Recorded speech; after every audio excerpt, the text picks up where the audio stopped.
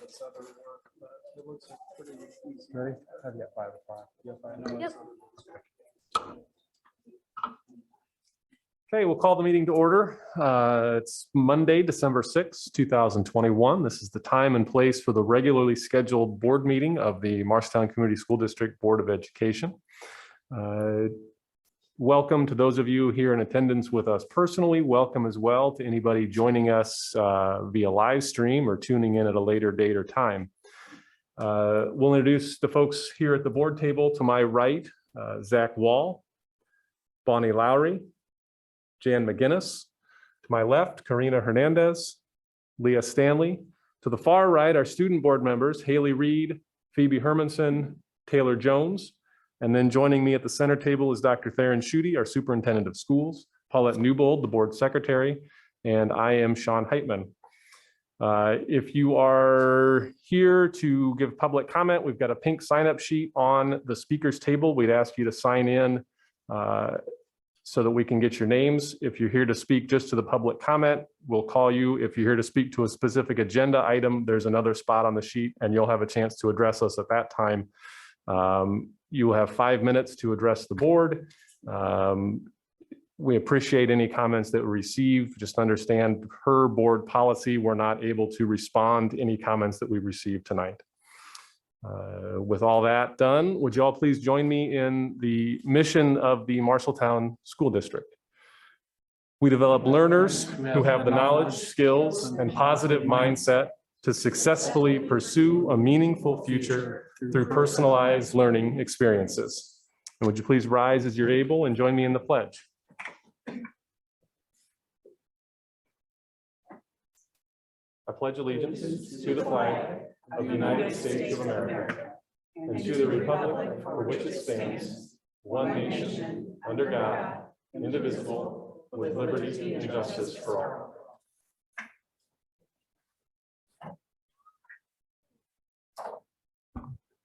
That, are there any changes to the agenda?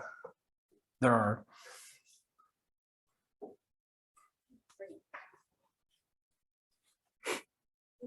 We have a few changes to the personnel consent.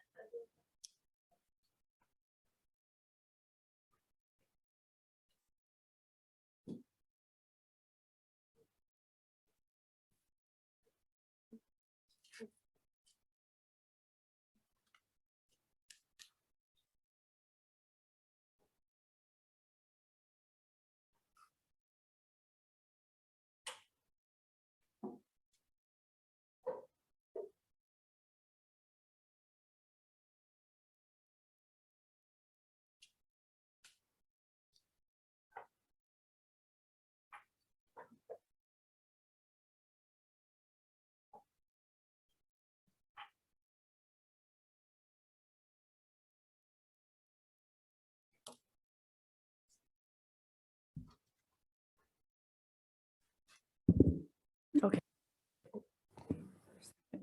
It was on here. It inadvertently got unplugged. Sorry about that. So we have a few changes. Well, yes, additions to the personnel consent agenda. They came in late, but we wanted to get them on the agenda today.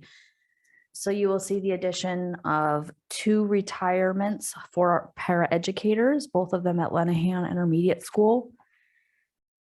Oh, this is testing my memory. You'll also see a resignation of a paraeducator also at Lenahan. And then, thank you, sorry.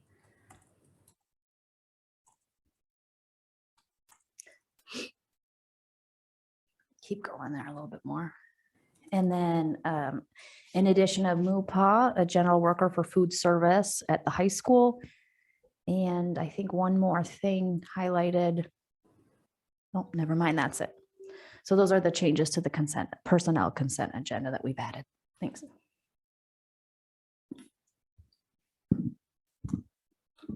Okay, may I have a motion to approve the agenda as amended?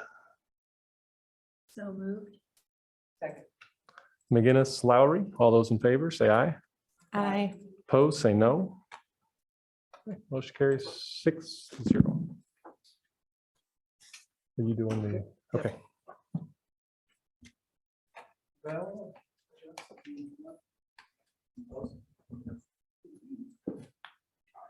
so it's my pleasure to introduce to the board Director of Plant Operations, Miguel Gutierrez, and also HR Director Jess O'Neill from Lennox Corporation or Lennox Industries. Lennox has been a significant career readiness partner for the district for all the 6 years I've been here, certainly, and I'm sure many years before. And I think if we went back through the annuals of Bobcat history, Lennox would probably be one of our longest standing partners, with many of the founders or founders' family members actually coming through our school district. Lennox has been instrumental in helping us in the form of human capital, with employees from time to time helping out with our junior achievement program and teaching kids workplace readiness, financial literacy, and entrepreneurship. They've also provided significant financial support with initiatives such as Project Lead the Way. Before I came, they were a leader in making that push. Also, our ST Math program, which we implemented shortly after I got here. And Miguel has been instrumental in helping provide guidance, leadership, and direction within our Marshalltown Business Education Alliance. It's been difficult, obviously, since the tornado with all the things that they have to do. But prior to that, particularly, I really respect and appreciate what he has to share with us as a school business community.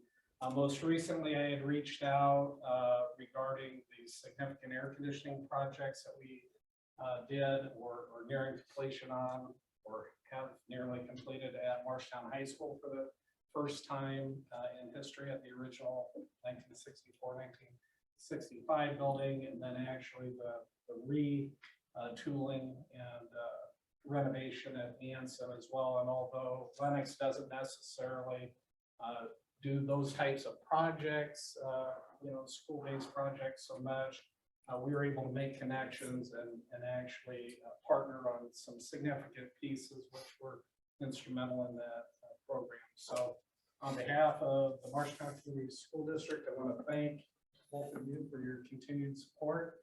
One last thing, when I was interviewed for the superintendency here, Miguel was on the community committee, and I'll never forget him saying to me, just let us know what you need. Anything that you need.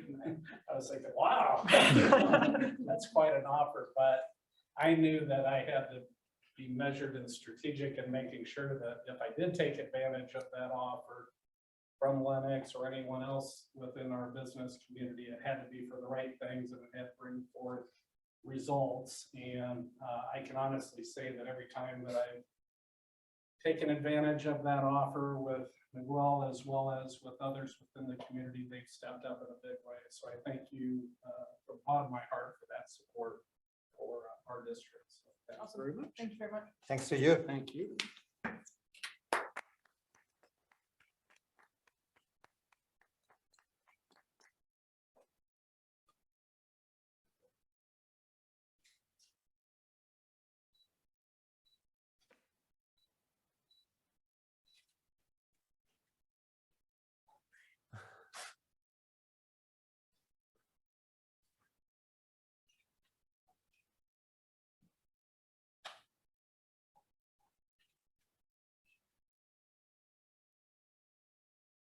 Many pictures. You're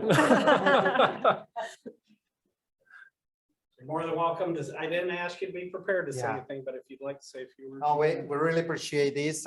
It's an honor for us to be part of this journey with you. Since we interviewed you, we knew that we have the right candidate in front of us. So I'm very pleased with everything that you're doing. I'm gonna keep encouraging you to keep reaching out. We sometimes get busy with our own day jobs, that we forget that we have a duty, a commitment with our community. So sometimes we make the mistake that forget about it because we're busy with our day jobs. So keep pushing us to keep doing these things. Really appreciate it. Thank you. Thank you. And thanks everybody.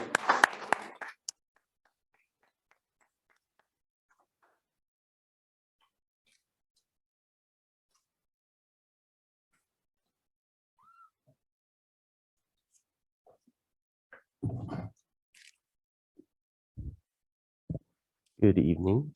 Tonight, we also want to share our gratitude for Dr. James Carmichael, Sandy Witt, and Tiger Taekwondo. They held a turkey trot recently. It was a 2.5-mile walk and jog, and funds from that event were put toward clothes and food for some of our students at MLA. So that was very, very kind of them to do that. Not sure. Unfortunately, it looks like Dr. Carmichael and Sandy are not here tonight, but we still extend our gratitude. Thanks, Adam.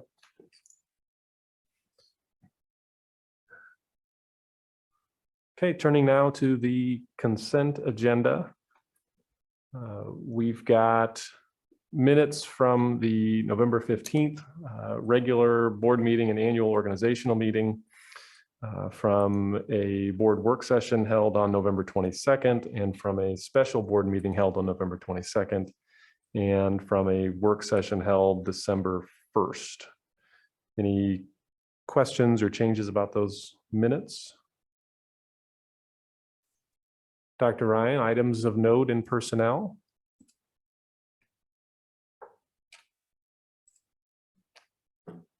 Yes, thank you. This is one of my favorite parts of the job. So I'm happy to share a few words from our 8 retiring employees. I'll do the certified staff, the 6 teachers first. Val Hunt has served the Marshalltown School District in multiple capacities. Val assisted students in creating a culture with positive school spirit as a student senate advisor. In her tenure as a special education teacher, Val has supported many students with disabilities to realize their goals in graduation and preparation for employment and/or post-secondary training. Val has supported new teachers to the profession, as well as been a role model for co-teaching English in the classroom. She's been with us about 20 years. Sue Cleveringa has served the Marshalltown Community School District as a counselor in several elementary school buildings. Excuse me. Most recently, she has served at Fisher Elementary, where she has supported students and families for several years. Sue works to develop relationships with students, families, and staff, and provides needed support and services. She will be missed in the Fisher Elementary community, and she served almost 30 years with the district. Oh, I'm not going in your order, sorry. Oh yeah, Susan Eggleston has taught Rogers Kindergarten for 21 years. Before teaching kindergarten at Rogers, Susan taught part-time Title I reading while coordinating and supervising our after-school program. Previous to coming to Marshalltown, she taught kindergarten for 6 years in Nora Springs. Susan enjoys helping students learn and grow so much during their kindergarten year. She always likes how kindergarten students naturally love their teacher and their school. Mark Church, who is here with us today, has provided guidance-based services since 2005 at Rogers. He is gifted in knowing how to calm students and staff during periods of crisis.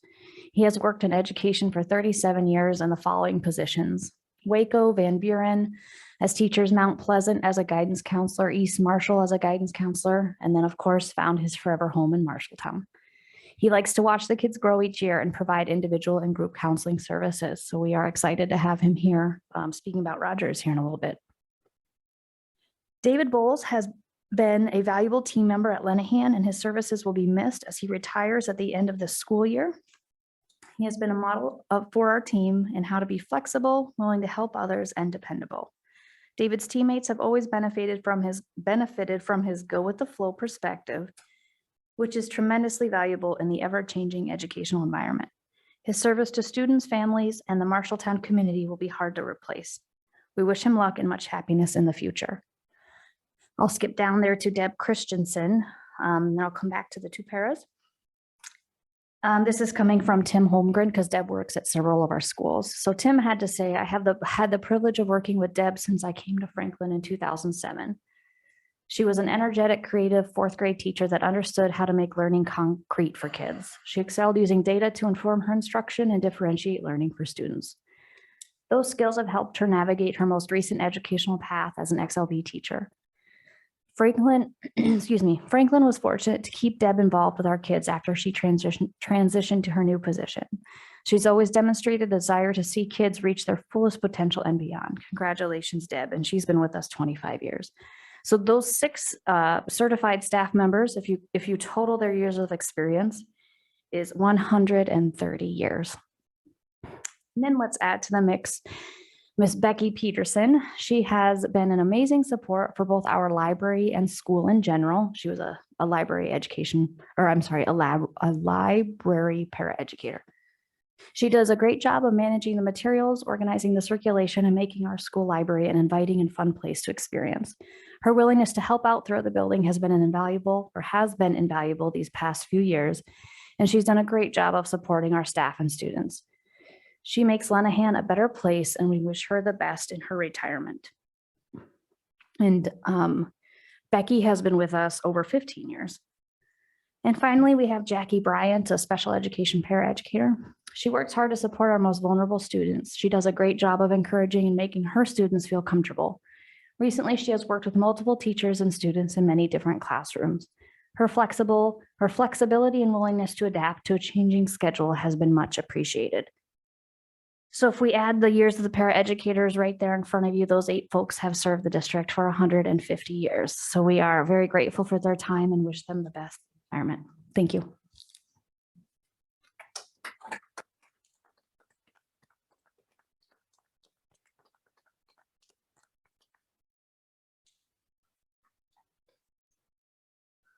Okay, looking at interagency agreements and contracts, we've got a memorandum of agreement with Mid-Iowa Community Action for implementation of the after-school program for K-4 students at Anson, Franklin, and Hoagland.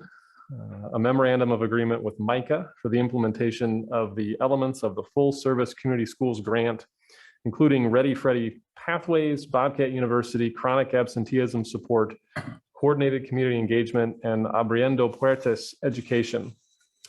A data sharing agreement with MICA for the after-school program and full-service community schools grant elements, and a memorandum of understanding with Child Abuse Prevention Services to potentially provide at no cost pregnancy prevention and risk reduction educational opportunities to adolescents, parents, caregivers, and youth serving adults. Questions about any of those items? Karina, I assume you'll abstain. Okay. And then we've got 3 special ed student agreements, one with Waterloo Community School District, one with College Community School District, and one with Ames Community School District. Open enrollments, we have 4 out. They are all continuations. Anything of note in bills, Paulette? Gifts, grants, and bequests. We've got a $1,000 grant from Tyson's More for You community grant for the Lenahan Ride to School project. A donation from Emerson in the amount of $1,000 for the MHS robotics team. And an anonymous donation in the amount of $15,553.14 to be used towards a future district-wide welcome center. We've got a research project for Hannah, and I'm going to get her name wrong, so somebody correct me. Shauna? Her maiden name or her married name now is Hamilton. Well, that's easier for Hannah Hamilton. For her research project, English language learners and word problems, how can their scores on math standardized assessments increase? Questions about any of the items in the consent agenda? If not, is there a motion to approve the consent agenda? Move to approve. Second. Lowry Stanley, all those in favor say aye. Opposed say no. And any abstentions? Motion carries 5-0. Jack, would you grab that pink sheet and give it to Paulette?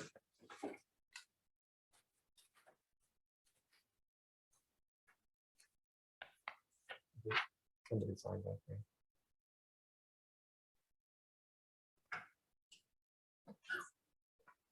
Anna, do you want to talk about a specific agenda item?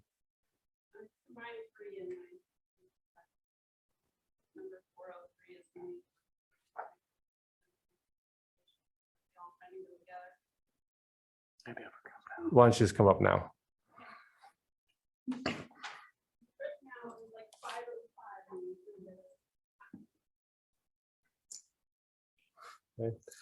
Remember, go ahead and give us your name, address, all that stuff, Anna, so we've got it in the record. All right, Anna Wolvers, Marshalltown resident. Good evening. During recent campaigns, candidates were asked their thoughts on CRT in schools. All candidates stated history needs taught. I'm going to revisit a few things in American history which apply to items on tonight's agenda. Like my shirt quotes, our founding father, John Adams, said, "Liberty, once lost, is lost forever." Let's look at Title VII of Federal Civil Rights Act of 1964. This makes it unlawful to discriminate against someone on the basis of race, color, national origin, sex, including pregnancy, sexual orientation, and gender identity, or religion. Title VII covers employees, job applicants, former employees, and applicants or training participants. This is a good thing because looking over the personnel in the agenda, seeing one building is losing 5 staff, had another leaving at last meeting, and currently has several open para positions, and have recently lost 3 other staff. You're paying them to notify you early of them retiring or leaving. And in the legislators' part of tonight's agenda, they're going to talk about adding money to address staff shortages and training new teachers from within. One of those resigning is a former student of MHS, now a para leaving. Let's revisit another history lesson, the Nuremberg Code. I'm not going to read all of them, but I'm just going to highlight a few. It requires voluntary informed consent, nothing about bribery money to do so, as 403 will state later, I think it is. Fruitful results for the good of society, 18,000 deaths and counting from vax so far. Number 4, avoidance of unnecessary physical or mental injury. Courts have stopped OSHA. This is not necessary. Number 7, proper preparation and proper facilities to prevent injury or death. You have an upcoming school site with vaccination of 5 to 11-year-olds. This is a huge concern. Families should consult their medical practitioners. Even they have given 100 incorrect doses at Mercy One. They should be given by scientifically qualified persons. Who is administering those in the upcoming clinic? Are school and taxpayers liable if there's injury? Manufacturers are not. Number 9 of the Nuremberg Code, they can freely end the experimentation. So you pay them for voluntarily giving you their information. Then they quit getting boosters. Then what? Number 10, the experiments must stop if it proves too dangerous. Again, 18,000 deaths, 5 and 11-year-olds up next. For that, 4.3, the voluntary, no, just no, this is not necessary. It's been stopped. Our governor is taking it to court. This is causing physical duress to your employees. It's disrupting the peace and morale. And it's also adding to your crisis staffing situation. There's also talk about the IRIS system and tracking our personal information that's confidential where public can find it. This is just discrimination. It needs to stop. This money that you're proposing would be better to give your teachers that are here a mental health day. Lastly, when are you giving back their liberty to breathe and teach freely without face obstructions that are proven to widen learning gaps and health risk? And one last point, just on the Welcome Center donation, we do have a Marshalltown Welcome Center. The director there is a former journalist and direction communication here at the school.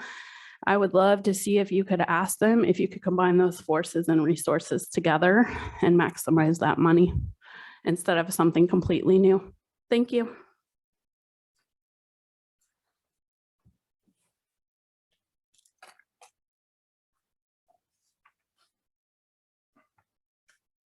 Mick, you guys are up.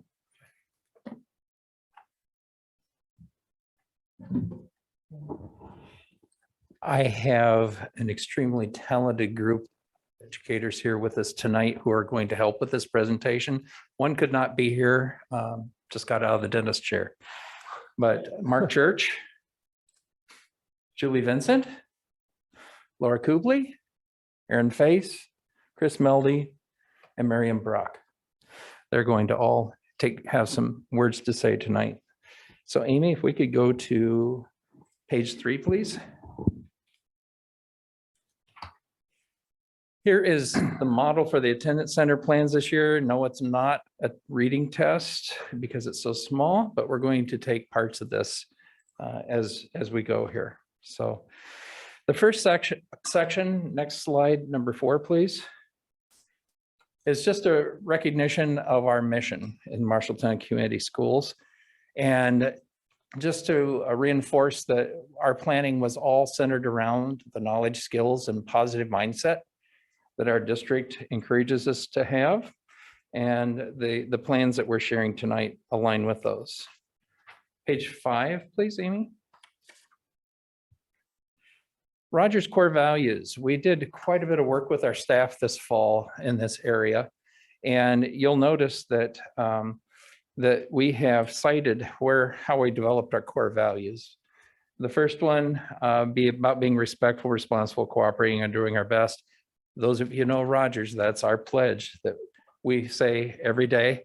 In fact, it's very hard to do the Pledge of Allegiance here without going into our pledge that we do.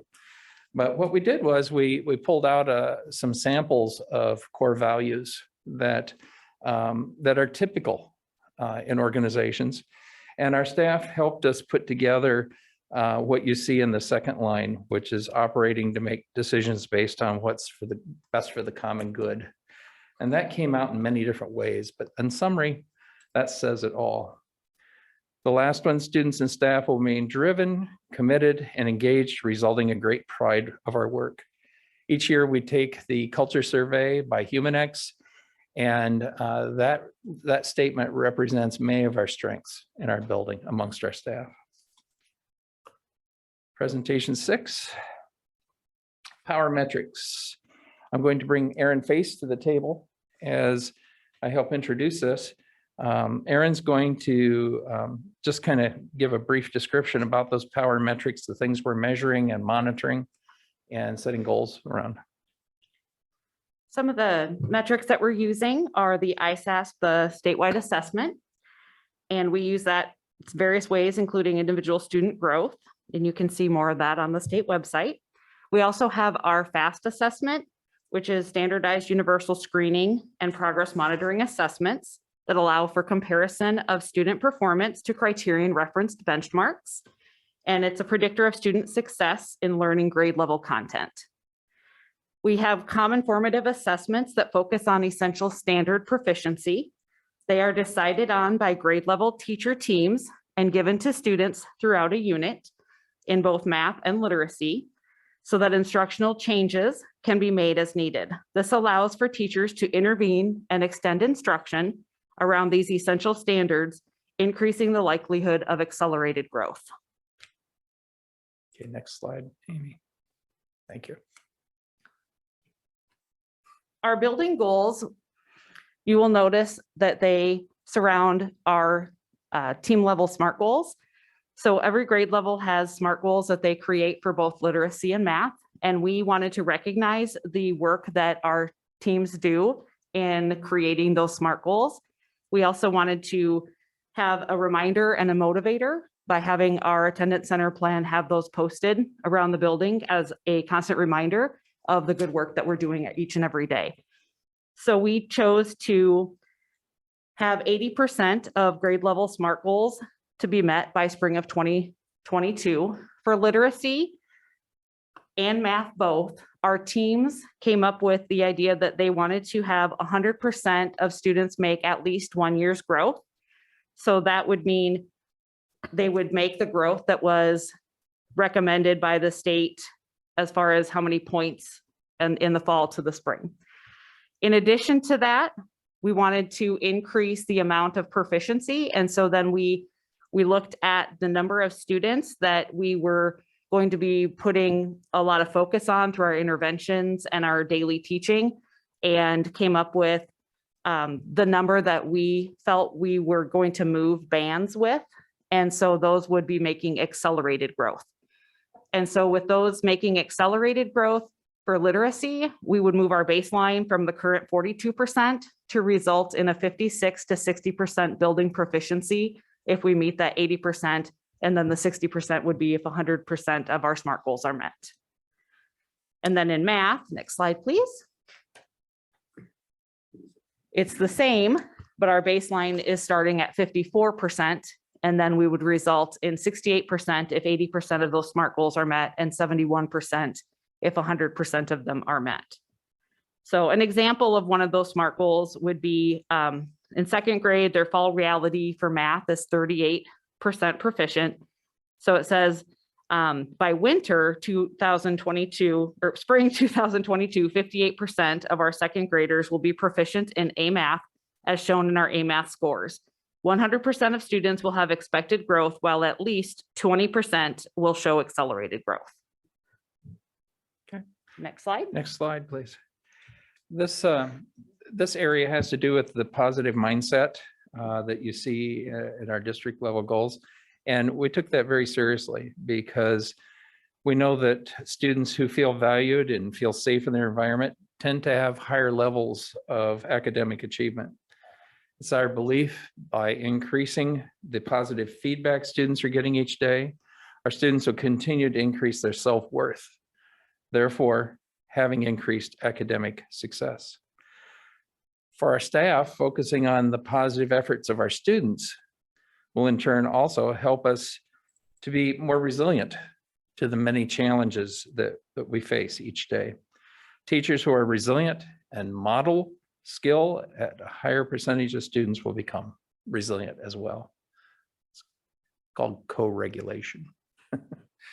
So next slide, please. Mr. Church. Yeah. Well, okay.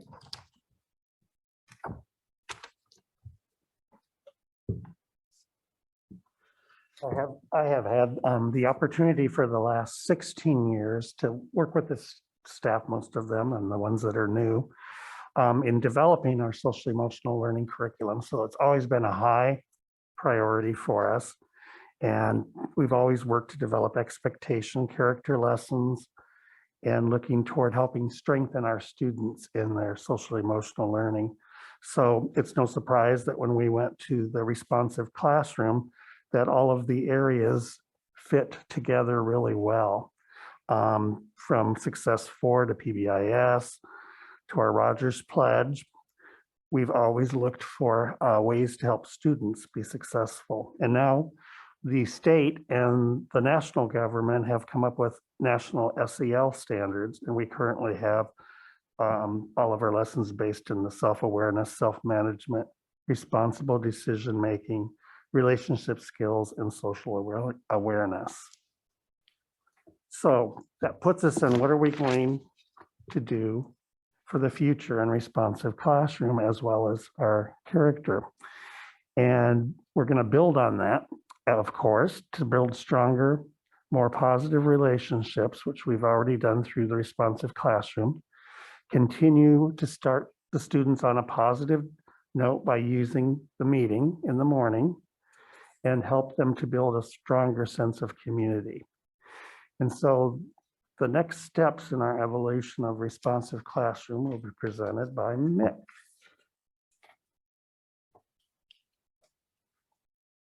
I know that we have many new board members here, and you've heard about responsive classroom before, but I wanted to be sure we defined it. So definition appears in this slide. I won't read it to you, but it's the most comprehensive tool that schools have been presented yet to cover all of the areas that Mark talked about. We're currently in what's called the soft implementation stage. All of our staff received level 1 training last summer, just like Anson School did the previous summer. And all of our K-4 teachers participated in that in the core course. And some of them were virtual, some of them were also in person. Slide 13, please. So the main goals of the morning meeting, which I think was talked about a little bit through Franklin Elementary, but the goals that we wanted to focus on were having the students feel a sense of belonging and significance throughout their day, learning and remembering their classmates' names, learning and practicing the expectations and key routines, and experiencing a sense of excitement and competence about the work and the learning that they're going to do that day. So each part of the morning meeting matches up with one of those goals, one or two of those goals. And we have little video clips showing each section of the morning meeting that one of our classrooms was doing. All of our classrooms do the morning meeting each day, and all four of the components are met. It just depends on the classroom on which kind of order they sometimes do them in. We're showing a third grade classroom today in different parts of the components. So the first one is the greeting. And the greeting helps the students learn each other's names and feel that sense of belonging in the classroom.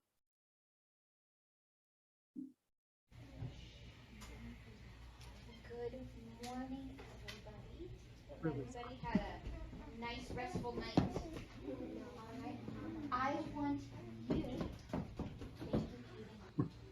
thank you, Katie, to greet two people. Remember how we greet each other. We say, hello, Malachi. Make sure you say their name. Or Guten Tag, Alina. So choose two languages to greet two people. That's a little bit hard to hear. So just for those that couldn't hear, she's asking her students to greet each other by name, and they're saying hello in two different languages. And up on the board, it shows the country or the language and how to say it. So they're referring to that, and then they're greeting each other that way. Okay, thank you. And then the second area is the area of sharing. And again, this one is to practice key routines of being a good listener. And it can also have excitement around what's going to be coming on that day, and as well as feeling a sense of belonging. So it matches three of those goals. This month. All right, sharing. So now that we've talked about responsibility, I want you to share with somebody next to you how you will show responsibility. And here's our sentence starter. I will show responsibility by, okay?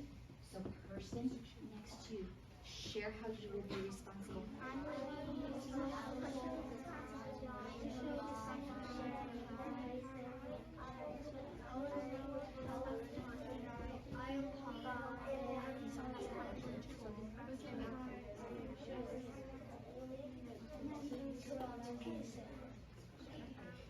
Three, two, one. Let's have three people share out how they will show responsibility today. Michael? By sharing. Use our sentence starter. I will show responsibility by sharing. Annabella? I will show responsibility by working hard in math and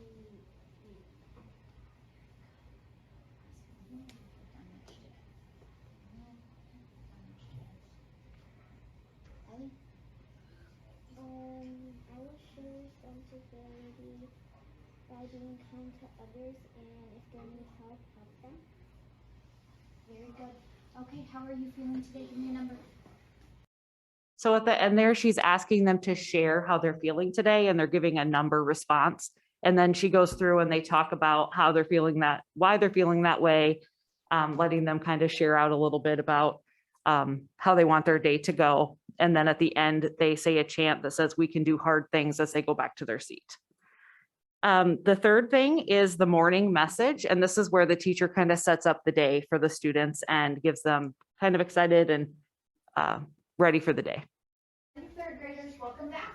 Today we'll be learning more about light waves by comparing and contrasting two texts. We will review what we learned in chapter 5 math. So today's our review day.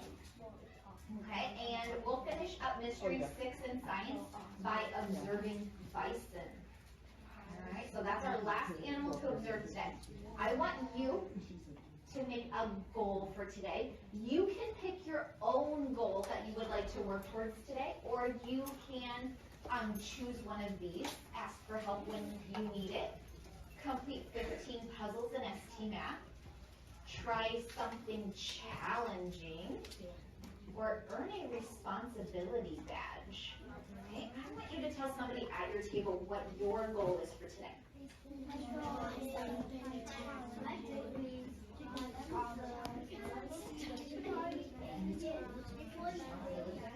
Yeah. Good, you shouldn't be. You should actually see why don't you come over and tell me you shouldn't be what your goal is.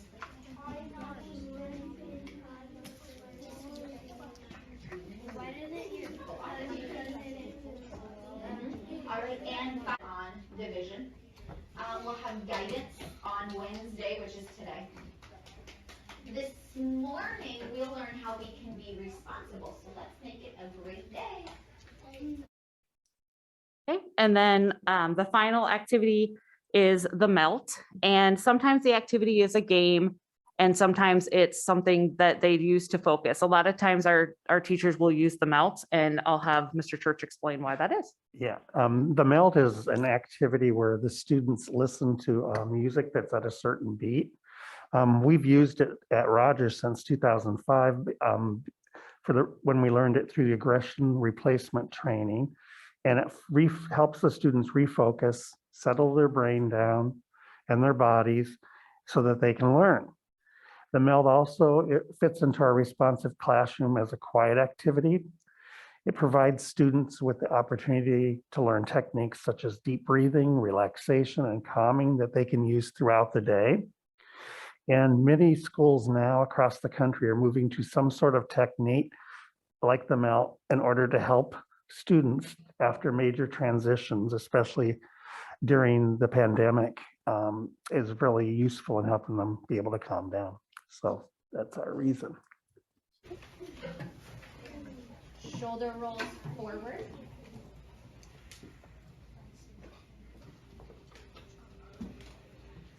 And backwards. Deep breath in through your nose. Out through your mouth. In through your nose. Out through your mouth. One more deep breath in through your nose. Out through your mouth. Stretch your legs out. Left foot over right. Stretch out your arms. Wiggle your fingers. Right hand over left. Bring it in like a pretzel. Give yourself a little squeeze. Close your eyes and listen to the music.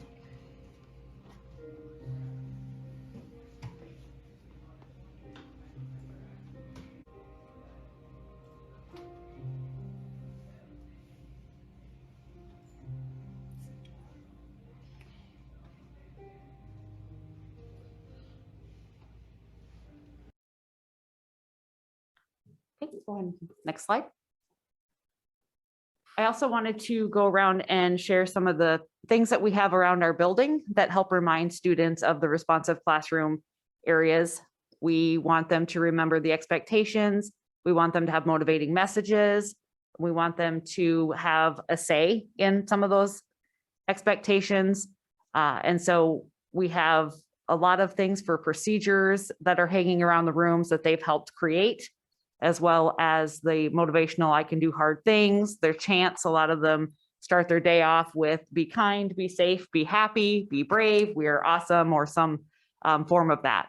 So, and then on the next slide, we also have some things that go along with the next stage of responsive classroom, but we have some things with student work, some goal setting with ST Math, where they're at, being able to track their goals, their PBIS points, which you'll be hearing about, just what they're thankful for, having a growth mindset, and just different work and class things that they've done at every level. So those are some things that you'll see in our building.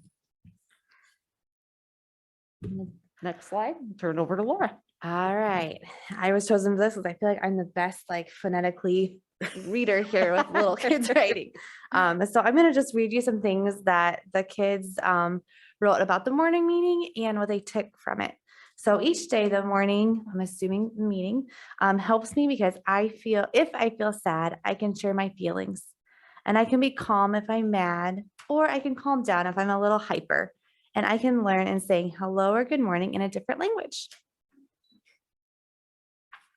Next slide. Another one says, each day the morning meeting helps me because it calms me down and it helps me not worry about stuff around me. And it wakes me up most of the time. And I get to tell people how I feel.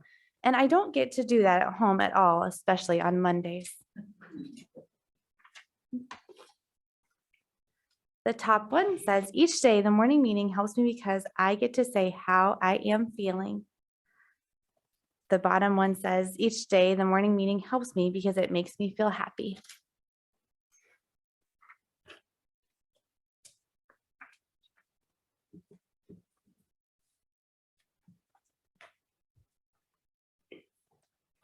My glasses keep fogging over. I'm sorry.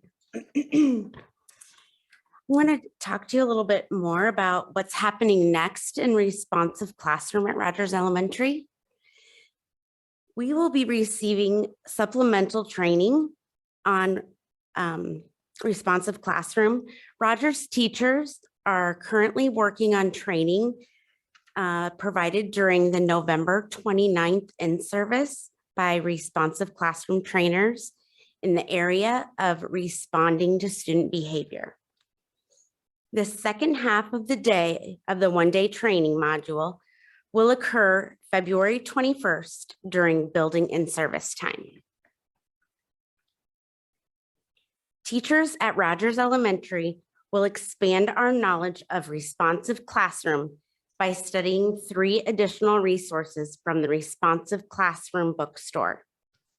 These resources provide teachers with positive approaches for resolving the 10 most common classroom behaviors. The resources teachers were provided with are teasing, tattling, defiance, and more, solving thorny behavior problems, Sammy and his behavior problems, and a wonderful workbook to think through all of our learning, responding to misbehavior. During these training sessions, book studies, and work tied to our IPDPs, we will study these texts in greater depth. These resources will support our understanding of why behaviors occur, how to respond to them in a positive and effective manner, and the manner in which the responsive classroom approach results in successful collaborative problem-solving conferences with students. A successful problem-solving conference with a student rests on the development of strong relationships between the teacher and the student. That relationship allows the teacher to pull from the student's natural desire to belong and to learn. I have noticed that problem-solving conferences with students work much better now that we have implemented responsive classroom, because our students feel accepted and they feel as though they're valued members of the classroom. They know they can trust that the adult cares about them and wants them to feel success around whatever is challenging them. This trust leads to open and honest conversations. It also helps us build relationships so behavior issues happen less often. When behavior issues do arise, responsive classroom helps us narrow down specific lagging skills that may be causing the challenges with a particular student. And it helps us provide solutions to these problems. If we could go back a slide briefly. We passed around for the board to take a look at what are brag tags. And if you could click, Amy, on the link for social emotional brag tags at the top.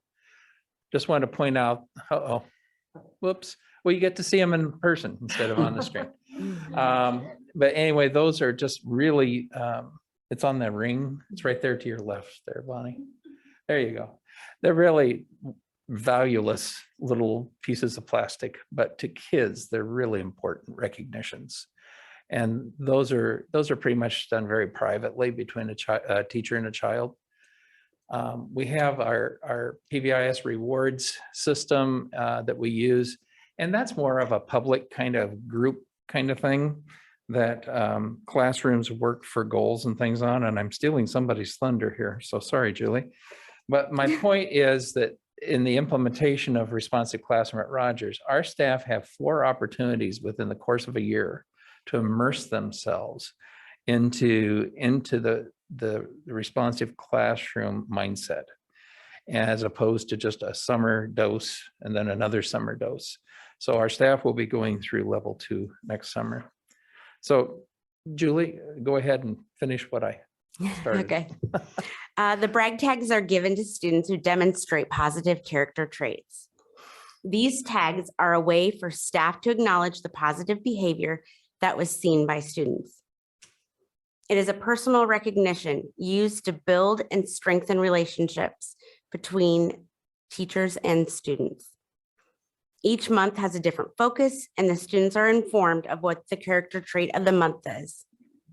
Students can earn more than one of the same tag. This can ensure that students who consistently make the right choices are being recognized. Do we have a video?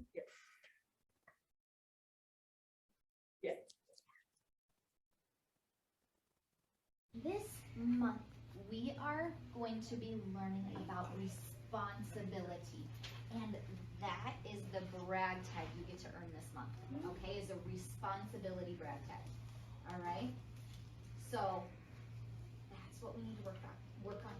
So we are going to learn more about how we can be responsible, okay? So responsibility means knowing what is expected of you and doing it.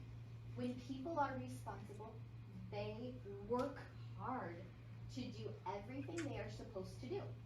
Responsible people are trustworthy and reliable. Knowing others can depend on them makes them feel confident and positive about themselves. So I have a video that we'll watch tomorrow about responsibility. Okay, so what do you guys already know about responsibility? What do you already know about responsibility? How we can be responsible? Azalea?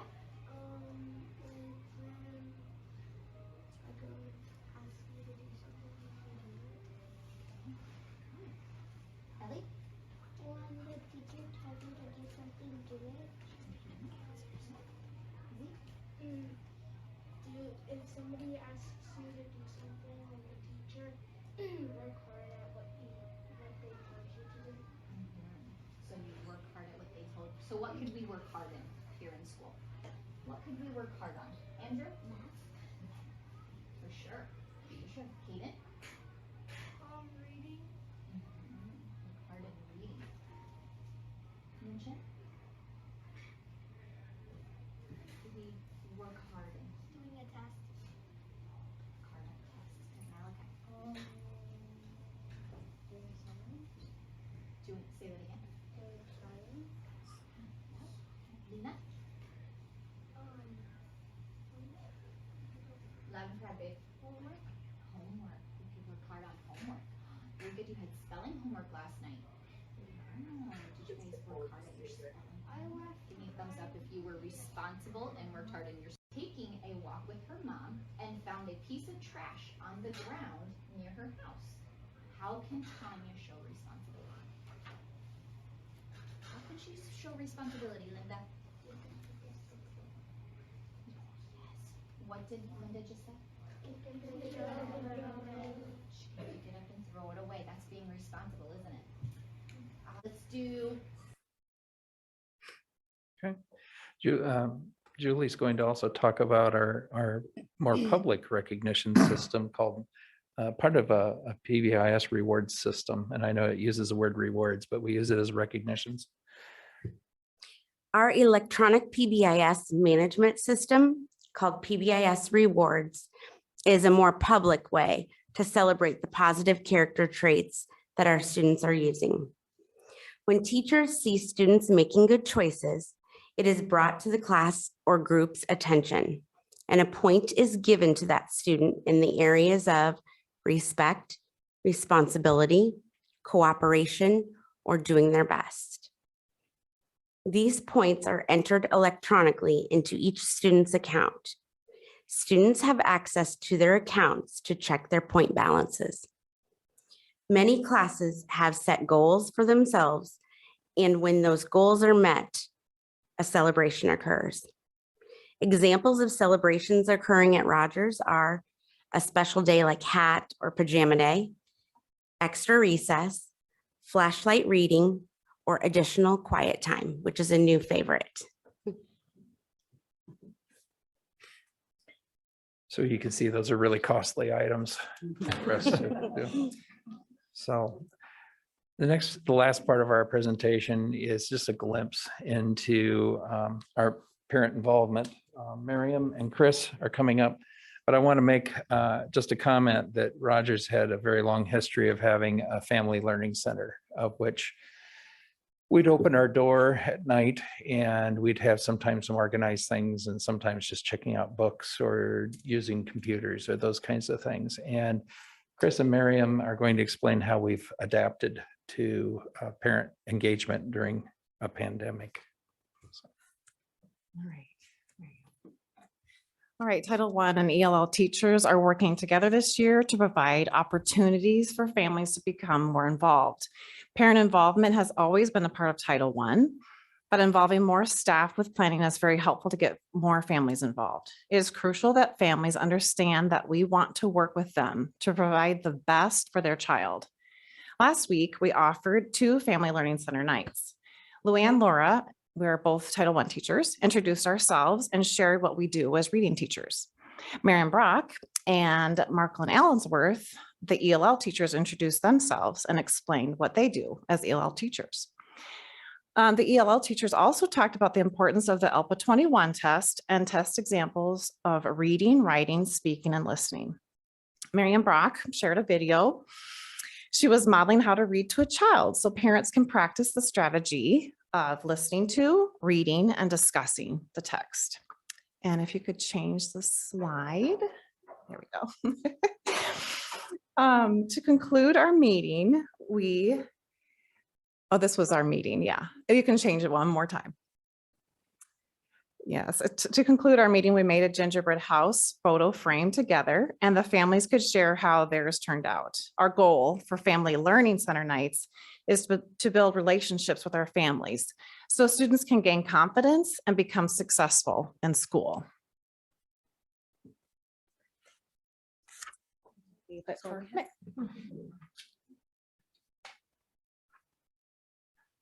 just want to say thank you for your close attention, and we appreciate all the board for all the work that they do to support our school system. And I want to invite you to Rogers when you feel comfortable coming. So that was a glimpse into a very small part of running a school and trying to think of everything. So if you have any questions, we have a team of people here that can answer just about anything. Questions from anybody? So you shared quite a bit of student feedback about the program, but not really a lot about how the teachers feel about the new program. Any comments from the teachers in the room?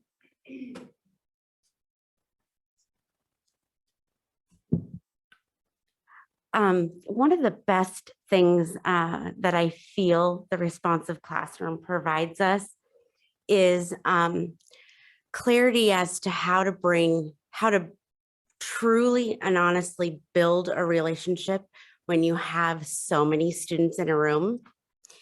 And when you have students who have different backgrounds and you have students who have had maybe a bad morning, others have had a great morning. It really helps provide information to us on how to bridge everybody into one collective, ready to learn feeling in your classroom. I think I also mentioned that when there are behavior issues, the collaborative problem solving training that we went through, and really is supported by that responsive classroom that we've been learning about and implementing.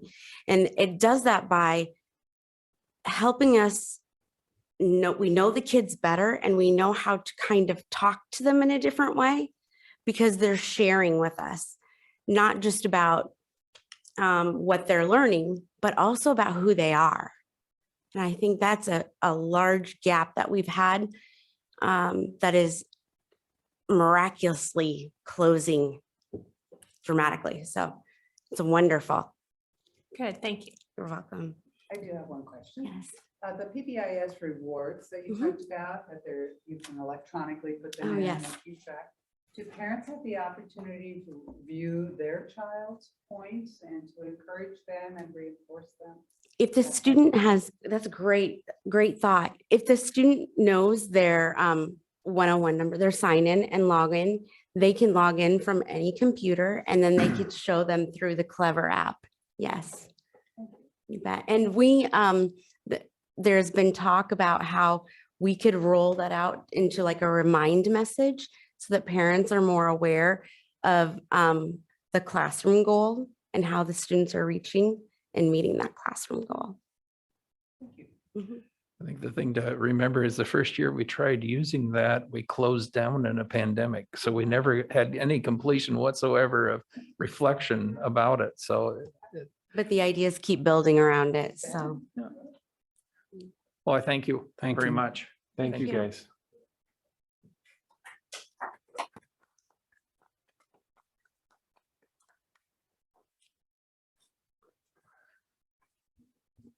It's our pleasure to invite Senator Edler and Representatives Fisher and Cahill to the front. I'll do it after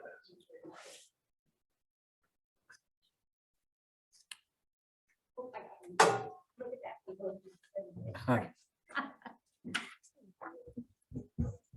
Well, thank you very much for taking the time out of your busy days and evenings to join us. A couple of us had the opportunity to visit a little bit with you last week over at East Marshall School District. Annually, we ask our senator and representatives to come before the board to share first and foremost what you're anticipating, your vision for what the upcoming legislative session may or will bring, and then for us to also share with you what our board established priorities are for the upcoming session. So I don't know if who wants to begin? Go right ahead. Go ahead. I'm building you. You go right ahead. Thank you for inviting us all. I don't think that one's on. There you go. Better. There you go. Yeah. Yep. It's always a privilege and an honor to get to sit and discuss ideas and report on things we've done and where we intend to go. And as Theron said, we had a forum, it was last week, Thursday or Wednesday night. And I think it was a great opportunity to discuss things. You know, the one thing that I appreciate in dealing with all my superintendents is we can sit down and have an open, honest conversation about anything we need to discuss. And I expect tonight we'll do that again. Obviously, we have workforce issues that are front and foremost.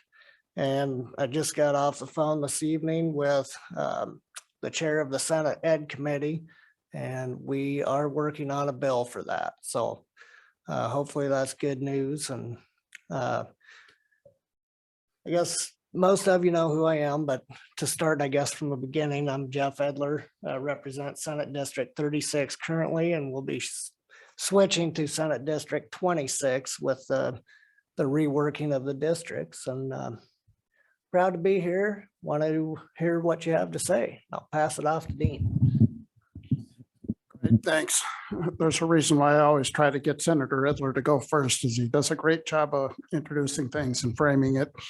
Yeah, I'm Dean Fisher, state representative. I live over in Tama County, and through the rest of this year, I'll be representing part of Marshall County, basically the southern and western halves. But next year with redistricting, I lose my portion of Marshall County, pick up Powashik County instead. So I'll be running for election down there. But for the next year, I still represent Marshall County and of course, part of the Marshall County School District. I don't have Marshalltown, that's Sue's district, but you go outside the boundary. So here we are. Yeah, I was at the forum we had over at East Marshall earlier this week, or what was it, last week? Yeah, last week. And I got quite a bit of feedback. I don't know that any of it was a surprise, but yeah, the workforce issues, I mean, schools are experiencing the same things businesses are experiencing throughout the state and the nation.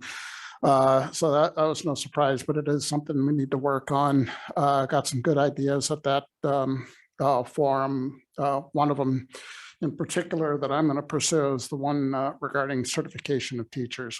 We're missing out on a lot of opportunities for potentially for teachers that can be pretty good in a particular subject, but they don't have the necessary certification. That becomes a roadblock. So one of the superintendents just thought the bureaucracy was becoming a stumbling block to finding good people. So that's something we'll go work on. And other than that, we're continuing to listen. I can't say that we have a real solid agenda just yet for the session coming up. So these conversations are always kind of difficult because you want to know what we're going to do. Well, I don't know fully yet. I mean, I'm not on the education committee, so those people are out working on stuff. We've got a caucus coming up on the 16th. We might hear a few things there, but a lot of times it takes till the session starts until we start getting a lot of the agenda nailed down and start moving forward. So we're here mostly to listen.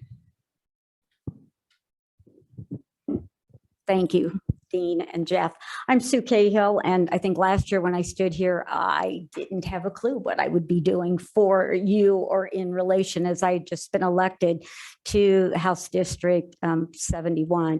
And this year, I have this much more information, maybe not all that I would like to have, and I will continue to learn.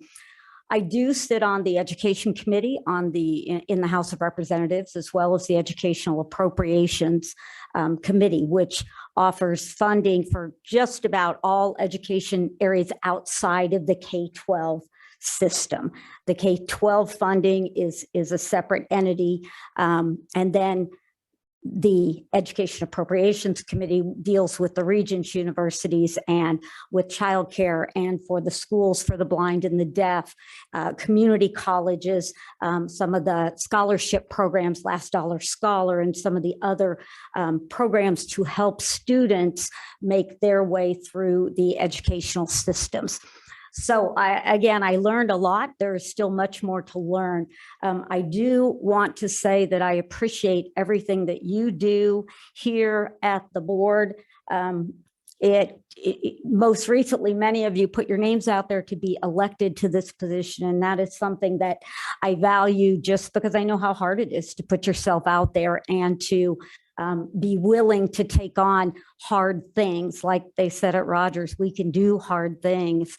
And that's what you do every day. One of the things I'm hoping to look forward to for the year, and I will also echo Jeff and Dean's thoughts that, we are here to listen to you as well. But one of the things that I hope we can get through over the last, during the last session and during this year, there's been maybe some noise around, and I'm currently a Title I teacher here in Marshalltown. I previously served 6 years as a teacher librarian, and I know there's been some concerns from different legislators about the materials we're using for our students, what's in our libraries, how that is being put forward. And I want to thank you all tremendously that we have policies in place to review. If a parent has a question about any material, there's a review process that goes through, and it's outlined in our policies and procedures to make sure that we have the proper materials for our students and can provide them the best learning experiences. So that's something that I hope that we can get past some of. It is important work and it is a passion that people have, but I think that we have policies in place, and I hope we can get on to some of the larger issues that address our school system, whether it's the funding, the staffing, those areas. So that's one of the things I hope that we can agree on in the legislature, to come up with reasonable, common sense plans to let our local entities deal with some issues that involve that local control. So that's one of my goals for this year, to try and keep us on track to look at the larger issues that affect our educational programs. Thank you. And I would say, what kind of questions do you have? I think that's what Dean said too. We're here to listen to you. What types of things would you like to share? Well, I'll just share our district's legislative priorities as adopted. I think it was back in August and submitted to the Iowa Association of School Boards. Last week, and Chant and I and Shauna went to experience the forum that was at East Marshall, which was excellent. East Marshall were great hosts, and it was great to hear questions and comments coming from a variety of districts. I think the reason that I find value in you coming to our board table is because we're significantly different than most of those other districts, whether it be in size or whether it be in makeup. And so, as is usually always the case, equity is a huge thing for our district, particularly as it relates to how best to meet the needs of historically underserved segments of our population, whether it be students of poverty or whether it be second language students, of which we have one of the highest population densities in the state of Iowa. And it's hard for the whole state to see some of this because they don't live it day to day. And so it's important for you, particularly you two who don't live in Marshalltown but live in the Marshall County area, to understand the unique different challenges that our district has in addressing those needs and positioning all students, regardless of their circumstance, for success once they leave the high school and go into their post-secondary experience. So I know that Senator Edler made the comment at the last forum about, education being always a priority when it comes to funding. It generally usually gets the lion's share of whatever dollars are available. The year where there were cuts that were made in a lot of areas, cuts weren't made to education. We sustain the same degree of funding, which was greatly appreciated. But the other reality is, for the past decade or so, we've had historically low increases in state supplemental aid in comparison to decades past or previous. And what that winds up doing, because 80% of our finances go to salary and benefits, is artificially deflating what our salaries and salaries are, particularly from year to year. They're minimal increases that oftentimes don't stay up with the cost of living increases. So although it's not solely responsible for the challenges that our district and the rest of the districts are facing, I think that needs to be taken into consideration, especially when you take a look at teachers and what it costs to get an education degree and what the payback is with the entry-level salaries for teachers, of which we're in the bottom half of the country as it relates to average salary. Mental health, which I know is a passion area for Senator Edler. In fact, it was part of a discussion today regarding attendance and some of our work towards shoring up our ability to effectively monitor, address, help problem solve, as we heard Rogers talk about issues relative to attendance. And one of our attendance specialists, which is a relatively new position that we're trying to hire at each of our elementary schools using ESSER funds, but I've had a challenge finding people to do those positions, which pay relatively well, had mentioned, at the end of the day, with many of the kids, it comes down to something related to mental health that's creating the root cause of the problem of the student not being in school every day. And so, obviously significant attention in the last legislative session was made towards this. It's a huge issue, and it's a huge financial burden, but in some way, shape, or form, we need to figure out how to address that. And the earlier that it's addressed with young kids and families, the better chance we have of helping resolve those issues in the long term so that these kids don't carry those issues as adults. The other issue would be, obviously the federal government has provided us with significant funding that is able to be used through the summer of 2024 through ESSER funds.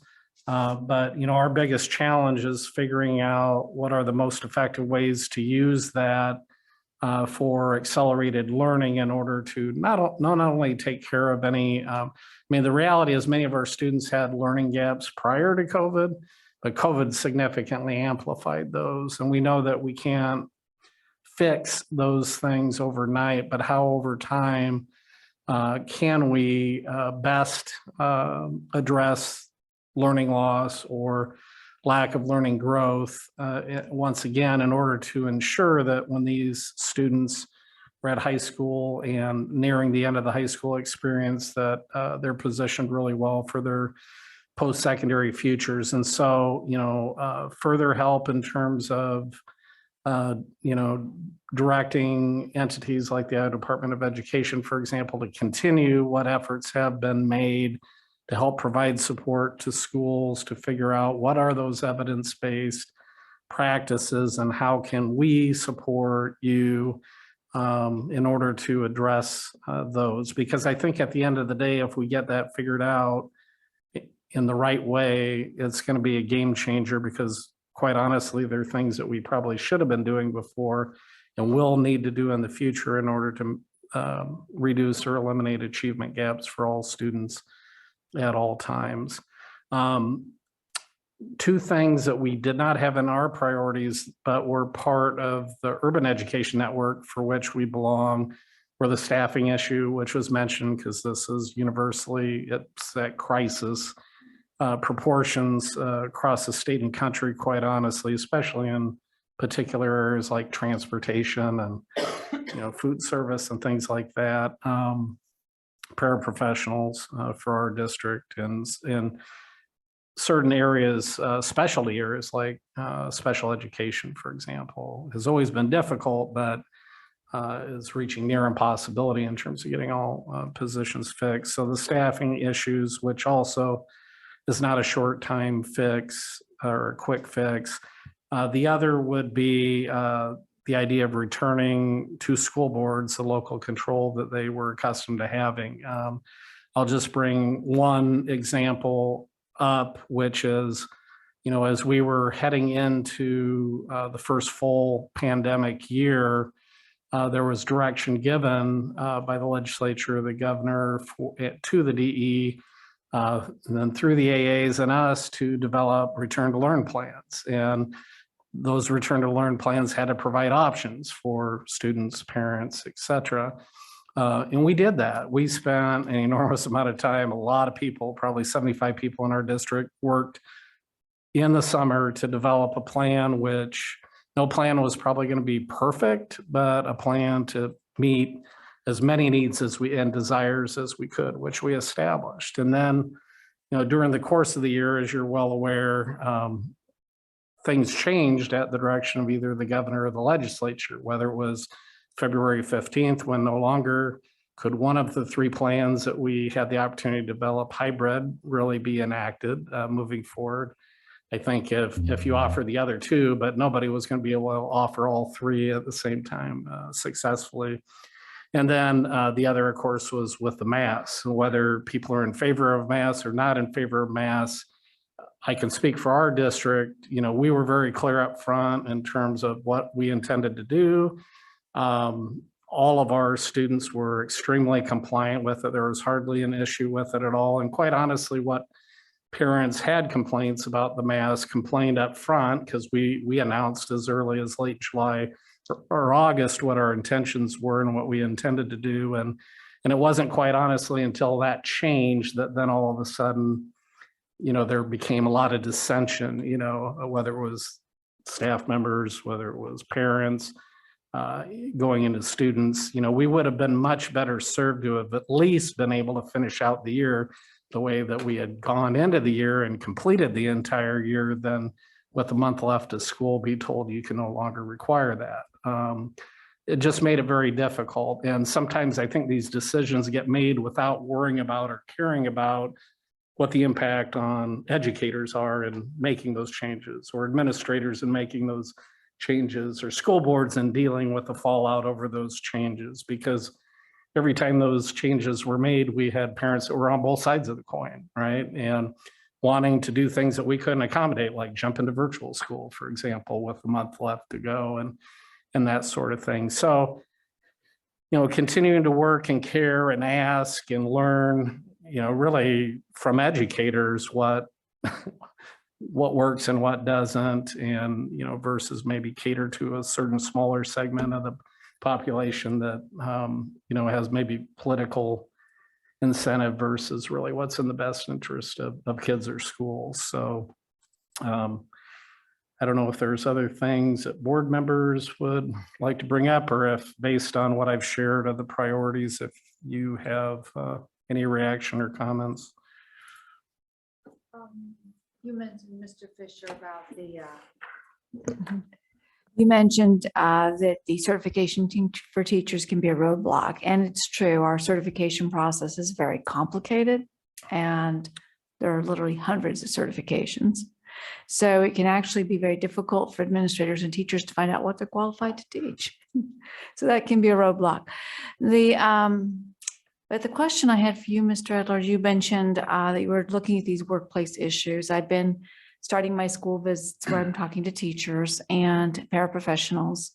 And one of the issues we're running into here is we're very short of paraprofessionals because we basically aren't paying a living wage. So I would like to know what your approach is toward recruiting people and keeping people, because we do need to pay them a living wage.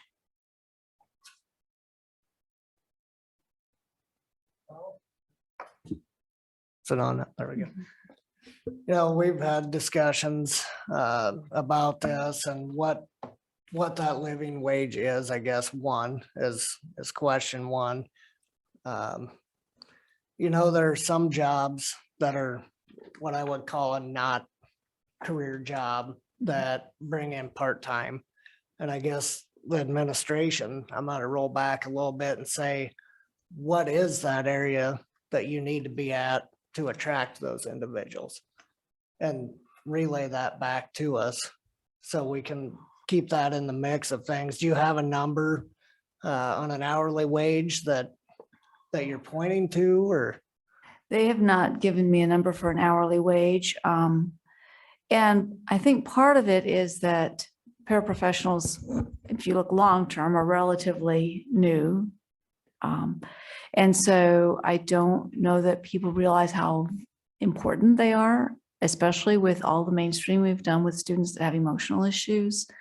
Those paraprofessionals are extremely important to those kids. And so it really isn't just a part-time job, it's a mission. And we need to have them well-trained, and we need to have them well compensated so they'll stay, because those children become very dependent on their paraprofessionals. Okay. Well, and in my 37 years of education, in 4 different districts, I don't know that we've ever looked at paraprofessional positions as being livable wage job positions. They were usually secondary income positions, but unfortunately, most of the people that hold those positions are looking for such positions that are livable wage. We've made significant inroads in just a short amount of time that I've been here in terms of increasing the wages from where they are, and we absolutely want them to be fair and competitive, which they weren't. We've added free single insurance for all those positions, which is a huge lift for our district a few years ago. Part of the challenge is that probably 99% of those positions fall into the special ed realm. So anything that we do to significantly increase wages, benefits, et cetera, comes back on our local taxpayers as well. And because we're a property poor and kid-rich district, that goes right to residential taxpayers. So, you know, on the one hand, the legislature's been pretty loud and clear about wanting to reduce tax burdens. But on the other hand, for us to do what we may need to do in order to make those jobs more competitive and more appealing to people to get closer to what Jan mentioned as a livable wage, it's going to require additional taxation in order to do that.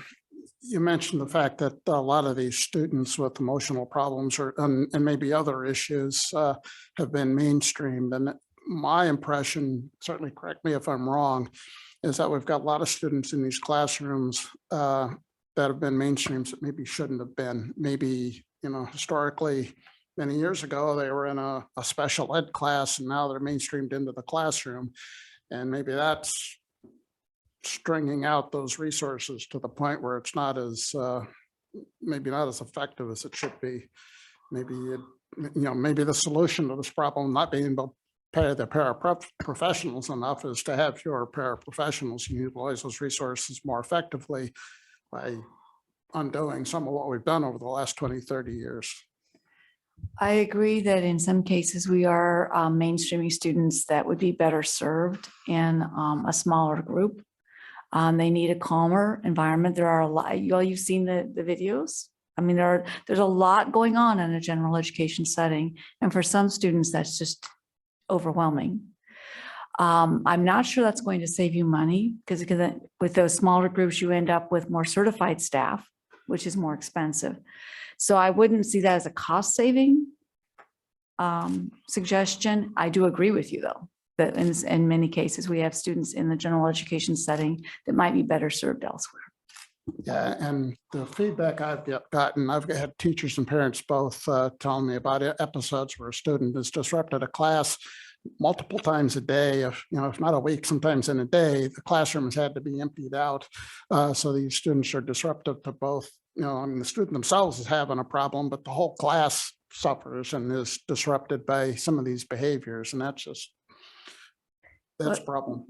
Well, the research is now coming out that says that the more of these highly disruptive students that you put into a classroom, it actually decreases the academic achievement of everyone in the classroom. So, and the more students you add to it, the more it decreases the achievement. So it is something that we need to be rethinking. As you pointed out, this has been about a 30-year trend, and we need to be probably somewhere in the middle between where we started and where we are now. I do think on that issue, though, we do need to follow the federal guidelines that were given with making sure students are in the most appropriate, least restrictive environment that they can be in. Right. And again, our paraprofessionals that work with them develop relationships with them and work to, meet their needs and not necessarily become completely dependent on them, but to have a person that they know they can count on to help them get through the difficult parts of their day. So again, we do have to follow the federal government. We can't change it ourselves. I mean, I guess that would be my point. There are limits. Yes. So when we worked on the behavioral classroom bill 2 years ago, there's a lot of misinterpretation of what the federal government asks. It's not necessarily the least restrictive environment. It is the least restrictive environment the child can perform. And most appropriate. And most appropriate. That doesn't mean least restrictive or mainstream. That means where is that child going to perform at the highest potential and most appropriately placed. Exactly. That's what we tried to lay out when we did the behavioral classroom bill. So. It's a tough subject. Tough subject. I think there was a lot of research that shown back in the days when we were isolating and secluding more kids than we should have been, that it was detrimental to their growth and development academically and in terms of being prepared and ready for life.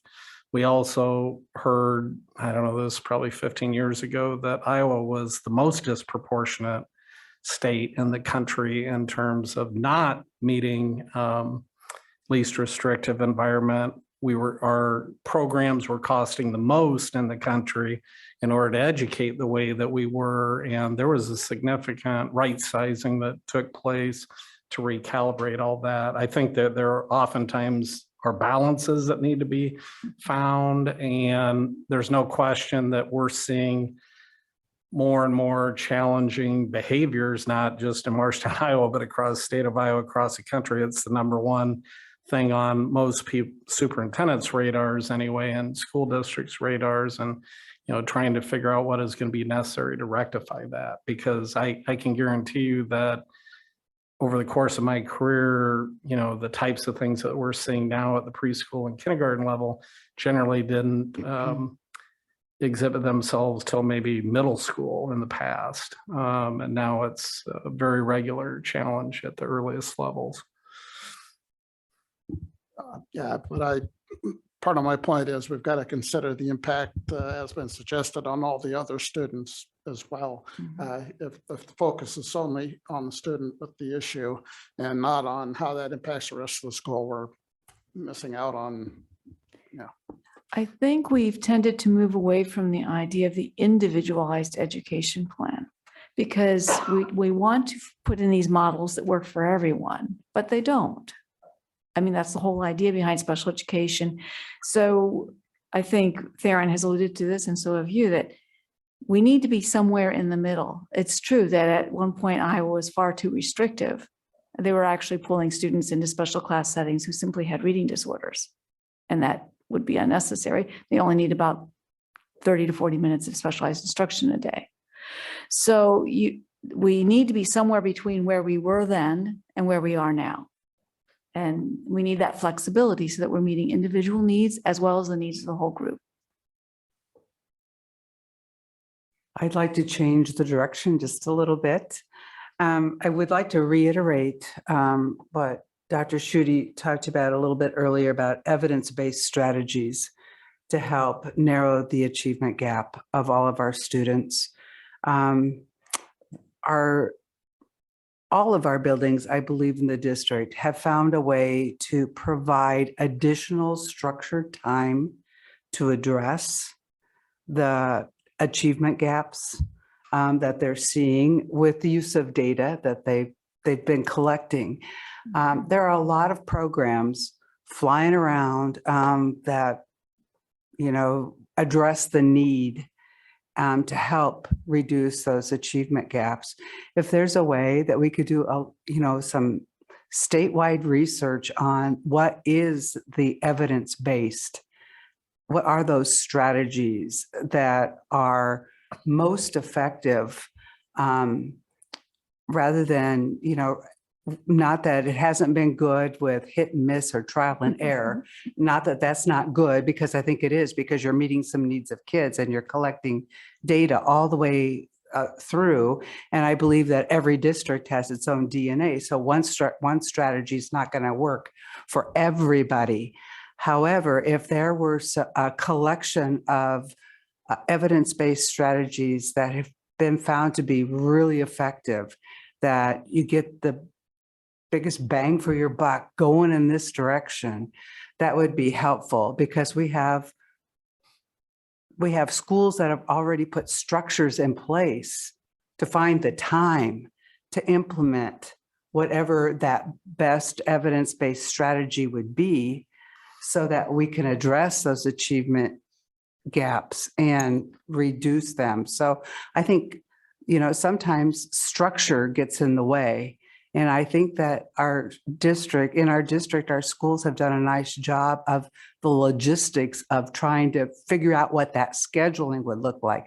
Now it's finding out what is that evidence-based strategy that we could implement at this time that would help us narrow that achievement gap in math and reading and writing. If I can add to that, Bonnie, one of the things that we did in the last session put forth was the endorsement for dyslexia at the Iowa Reading Research out of Iowa University.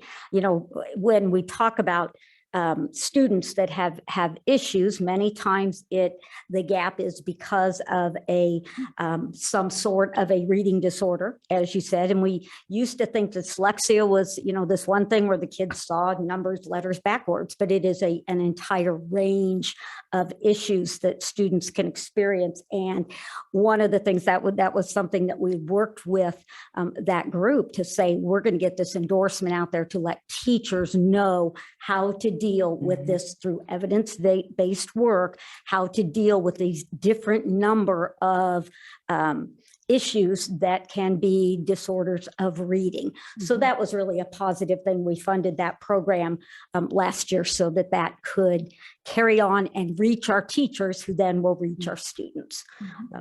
So that was one good thing, but I appreciate what you're saying with that. Thank you.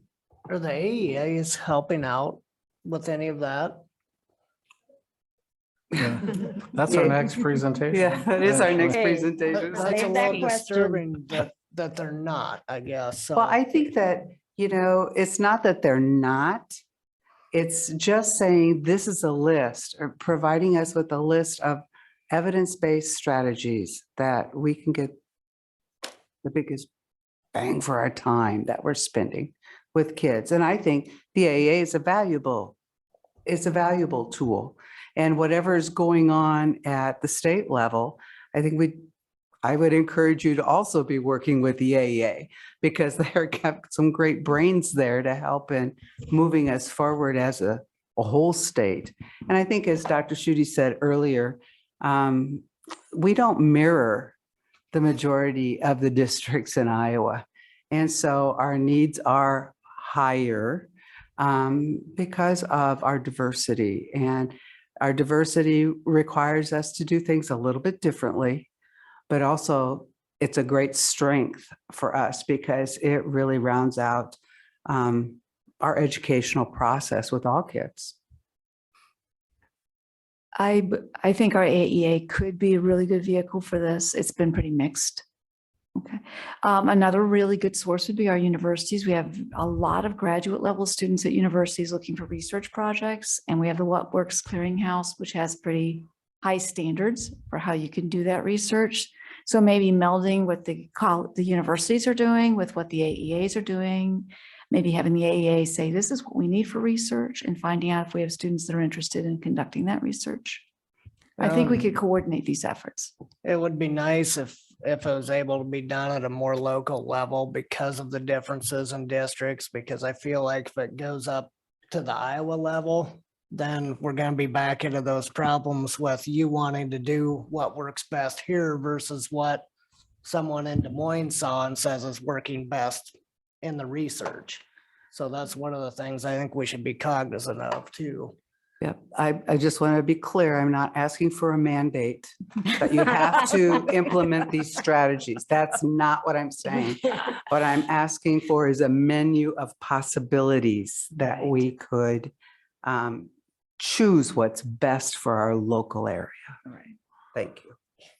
Yeah, I think, well, the AAA has been a great partner of ours, and they have similar challenges as we do in terms of this. They need to have direction and guidance from the Department of Education. And so, in the midst of all of this, the language shifted a little bit from decades of focusing on research-based strategies to all of a sudden evidence-based strategies. And so the question is, what are the high leverage evidence-based strategies? And the response to that question has been to direct us towards warehouses of white papers without really any direction, so all of us have all kinds of time on our hand to read a plethora of white papers to figure out what works best. Now, I will say that I and many of my colleagues, and I know the AA was represented at the governor's Iowa Best Conference. It was a 2-day conference this fall that focused on teenage suicide or youth suicide, SEL, mental health, and then also accelerated learning. And so I and a few others attended the accelerated learning track in order to, again, get a better idea of what some of these evidence-based strategies were. And as a result of that, I was able, or we were able to connect with an organization, national organization out of Texas, which we're going to be working with further to try to figure out how we can institutionalize and train our people to continue the work that we had already started as we were looking to make up for the 9 weeks of loss that everybody had in March of 20.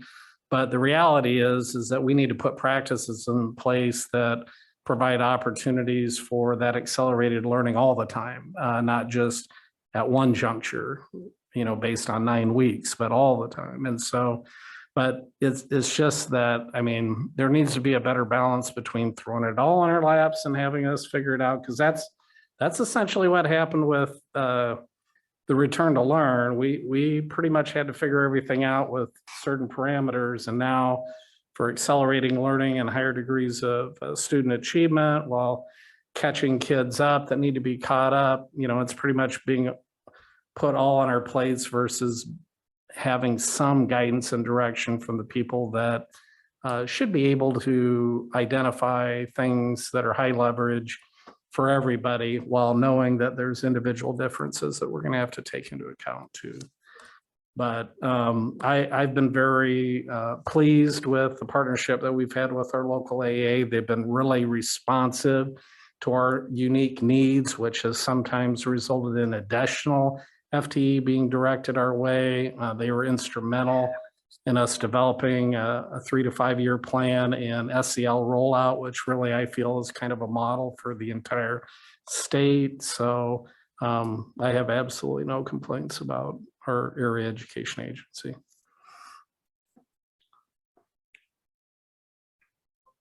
Any additional questions, comments?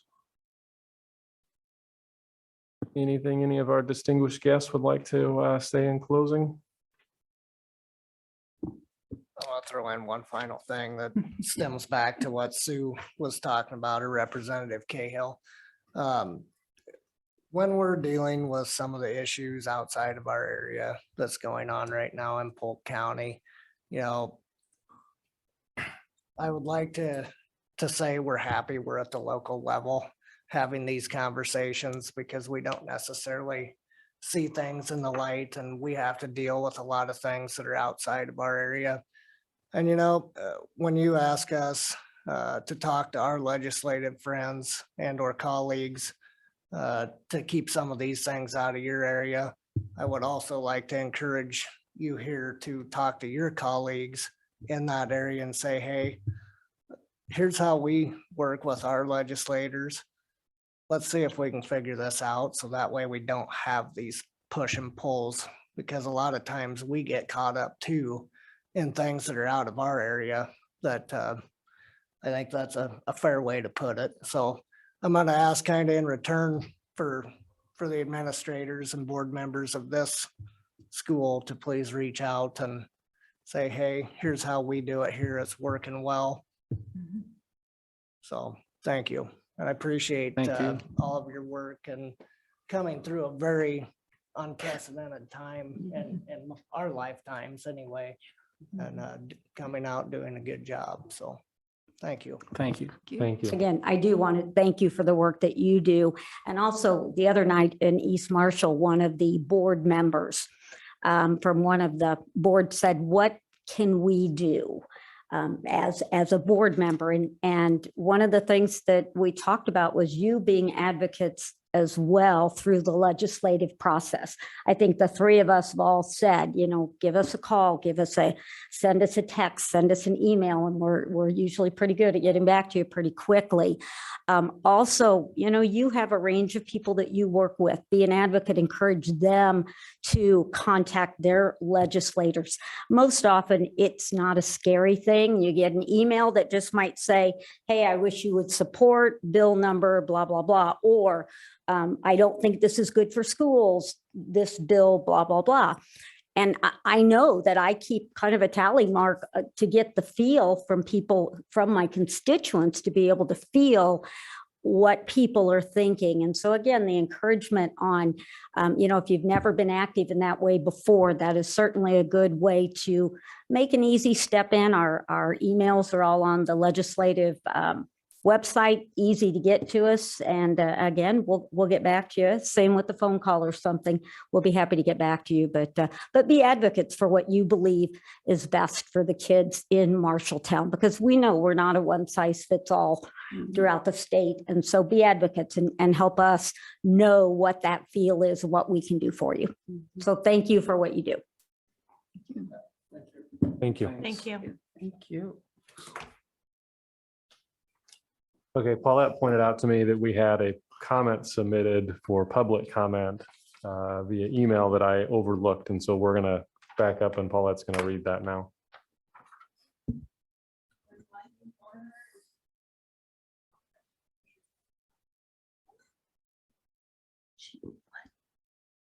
No, go ahead, Paulette.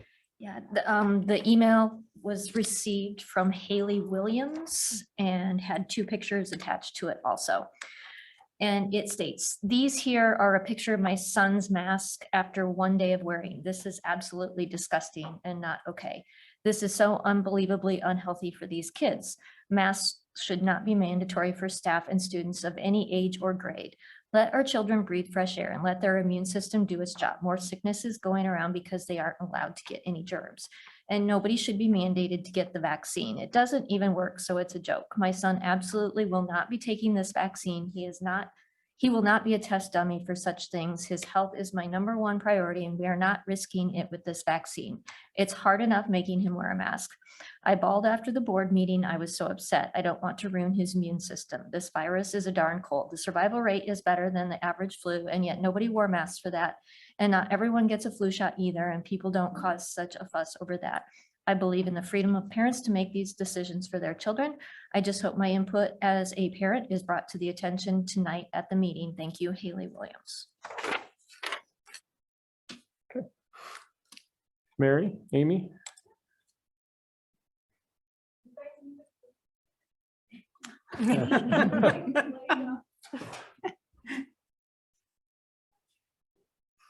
Thank you. Thank you. Thanks. Thank you.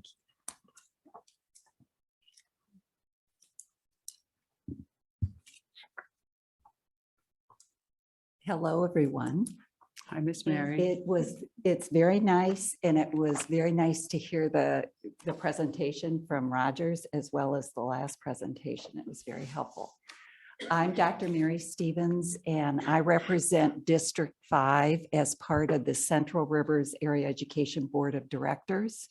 And this is Amy Starr, and she is your regional administrator that from the AEA that serves your district. As part of the AEA Board of Directors, I represent Marshalltown Community School District as well as BCLUW, East Marshall, GMG, and West Marshall School Districts. And thank you very much, because the board members at Central Rivers were elected by the local boards, and Marshalltown, East Marshall, BCLUW, West Marshall, and GMG elected me. Just a little brief background. I have lived in Marshalltown for over 30 years. My 2 children, Patrick and Alexis, went through the Marshalltown schools, graduated from Marshalltown. I did work for the AEA for many years. I was assigned as a school psychologist to the Marshalltown High School, and then I went into administration. And 4 years ago, I retired as the director of special education for Central Rivers AEA. And then 2 years ago, I was elected to the board.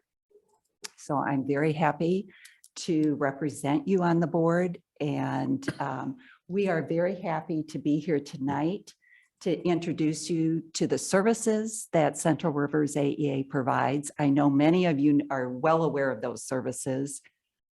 We also want to help you understand the important role that the AEA plays every day in your classrooms.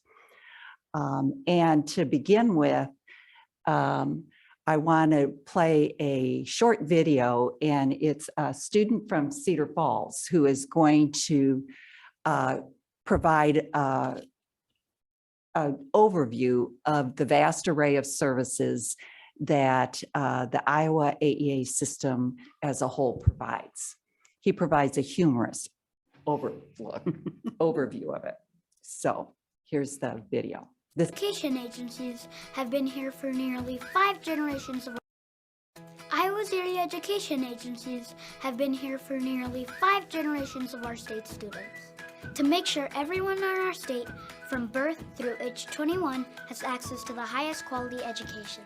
Together, with local schools and families, Iowa's AEAs make sure students have access to resources that most schools couldn't afford on their own. Like virtual reality glasses, physical therapists, and all kinds of awesome learning opportunities for our teachers. Awesome! Iowa's AEAs are also providing local schools with a set of new tools to identify struggling students faster, get them help sooner, and prevent them from falling behind. They also want to make sure every student who graduates is ready for college or a career. How are they doing that? By partnering with our local schools to offer the latest research, teaching practices, and all kinds of cool new materials our teachers can use every day. They also have some pretty smart experts who work with our teachers to make sure they have everything they need to help us. Did you know they did all that? I bet you didn't. Iowa's area education agencies are partner in education for over 40 years. Learn more about how your local area education agency is supporting students in your school district at www.iowaAEA.org. Nicely done. Iowa's area education agency. So thanks to Azim for sharing that information. Central Rivers AEA is one of 9 AEAs that comprise the Iowa AEA system. We serve 18 counties in north central and eastern Iowa, and it's about 9,000 square miles. We have offices here in Marshalltown, Cedar Falls, and in Clear Lake. And believe me, it's a big territory. When I worked for the agency, I frequently drove that territory. So it's a big territory. And now, as a fellow board member, I know firsthand how important it is for the organization that you govern to run as efficiently as possible, using all the resources and all the dollars available to support our students. And that's why it's really important for you to be aware of and access the programs and services that are available through the AEA. One of the ways that we help districts in accessing those services is we assign a regional administrator to the district. And the regional administrator oversees and supervises the AEA staff members who are assigned to the district. They also are responsible for being a resource for your teachers and your administrators in order to connect them to the services and programs that are most appropriate and the best fit for you and the needs in your community. And I noticed it was really helpful to hear your conversation earlier. And so I'm going to turn it over to Amy, and Amy Starr will tell you, give some information about how you're partnering with the AEA in meeting the needs of your students and families. Yeah, and thank you so much for, Thank you so much for having us here tonight. Like Mary said, my name is Amy Starr. I'm a former special education teacher. I taught in the Waterloo School District before becoming a special education consultant, and then most recently became a regional administrator for Central Rivers AEA. And so my passion has always been kids, especially underserved kids.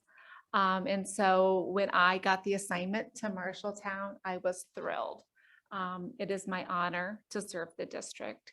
Many of the things that I had written down to share with you about things that we're doing to support the district, as I heard your conversation earlier, I'm like, no, I want to talk about that instead, or about that instead, because it's every day that I'm in conversation with the teachers the administrators, central office, brainstorming and thinking through the newest concern or the newest initiative or project that we're working on that we need to meet in that moment, as well as long-term planning.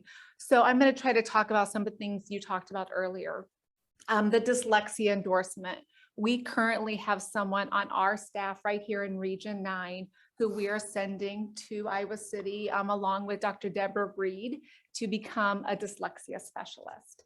And she serves Marshalltown right now as partially a literacy consultant and partially a school improvement consultant, because we're really looking at that blended role that through good literacy, we see school improvement, right? We know that one of the building blocks to successful learners is being literate.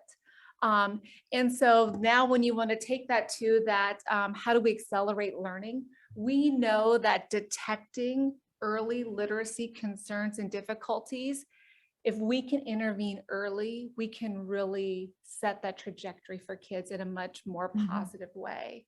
So rather than always just looking at curriculum replacement, right, materials, is really starting to instrumentally teach teachers how to understand the progressions within early literacy and how those basic building blocks, so if we can identify where kids are struggling and intervene, we know that we can help kids become successful learners. So that really is helping teachers to accelerate learning, is again, understanding the progressions of it rather than just using materials to teach it.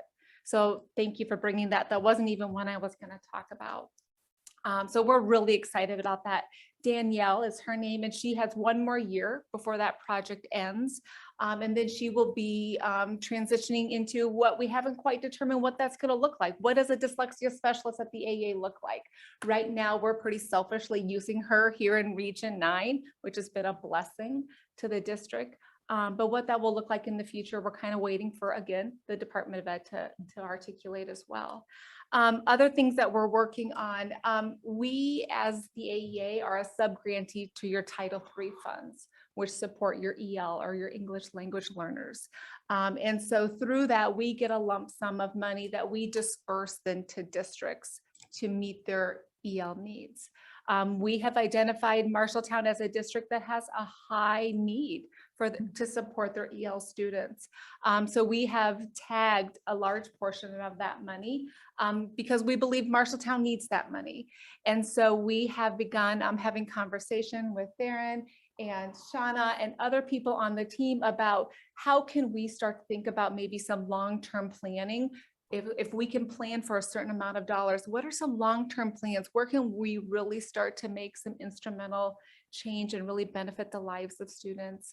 And so we have had conversation and are really targeting that family engagement.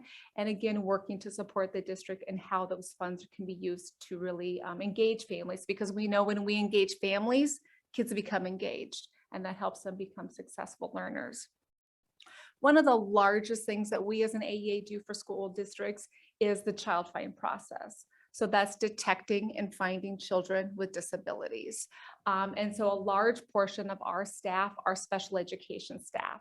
So we have school psychologists, special education consultants, school social workers that are engaged in that child find process in terms of evaluating students and then making instructional recommendations. We also have support service providers that we contract, hold their contracts that support kids within the district. So we have our speech language pathologists, our occupational therapists, and our physical therapist as well. And so we have amazing staff. And I think if you would go into most buildings, you would not be able to know which staff are AEA staff and which staff are Marshalltown staff. They really are an integrated piece within the district. And so while I know, there are always questions about what do AEAs do, we are here to serve the district and to serve kids.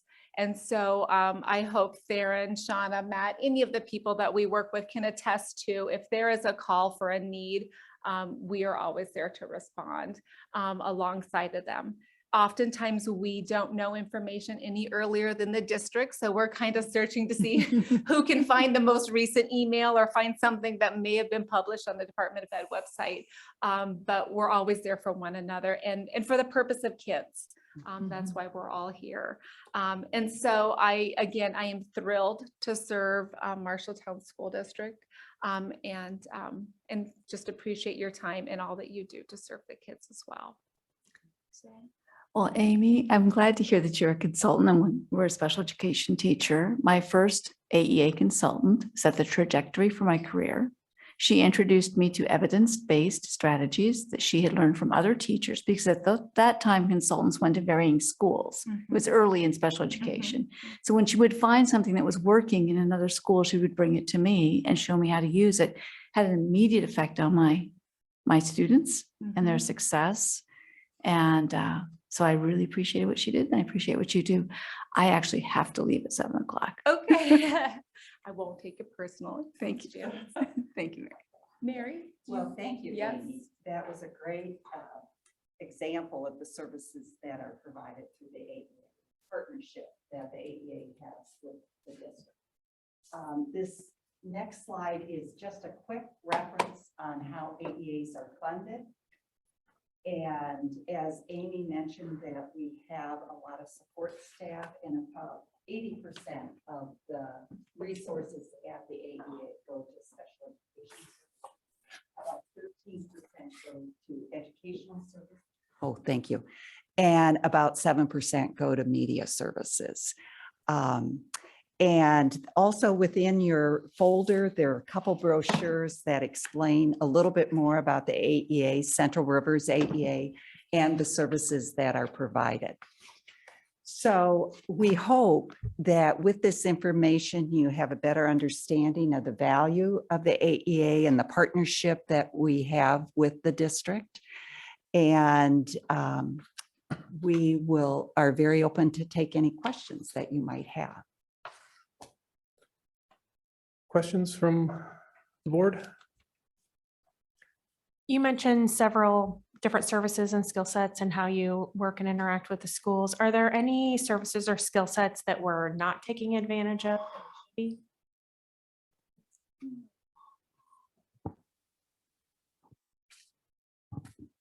Leah, that's a really good question. It's kind of an ever-changing, so I think it depends on what the need is. And as needs arise, I think that's where those conversations are really critical. Is if the district has a need, then we'll explore our resources to see what we can do to support that need.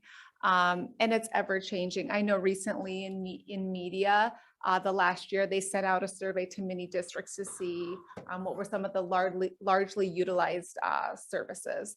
And so that they could cost share that, so that they could take over some of that cost so districts could free up some of their spending for other things. So it's always kind of determining what the needs are and then seeing how we can support them. So it's a continuous conversation. Yeah, always is. Yep. Thank you, Leah. And I think that's one of the reasons that we evolved into the regional administrator model, that Amy is here and have regular conversations with the administrators and the educators within the district to assess what needs are and then how we could match those needs to the services that are provided. Very good, thanks. Anybody other questions? Well, thank you very much Thank for you. your time. Thank you, guys. And when you have questions or need more information, that last slide has our contact information.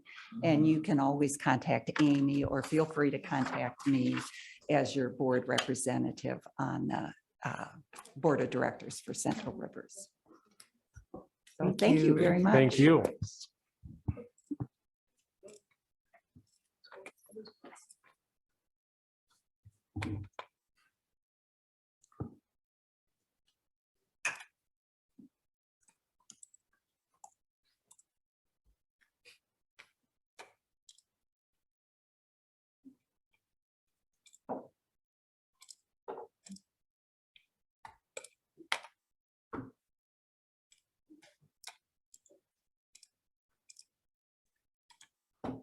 Good evening. I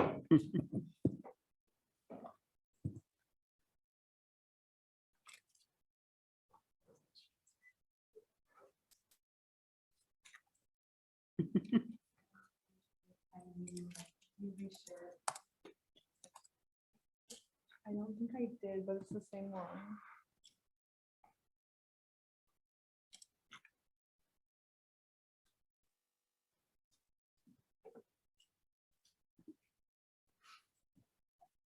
I just reshared it. Mhm. The MCSD one. Amy Harmson. Do MCSD. MCSD.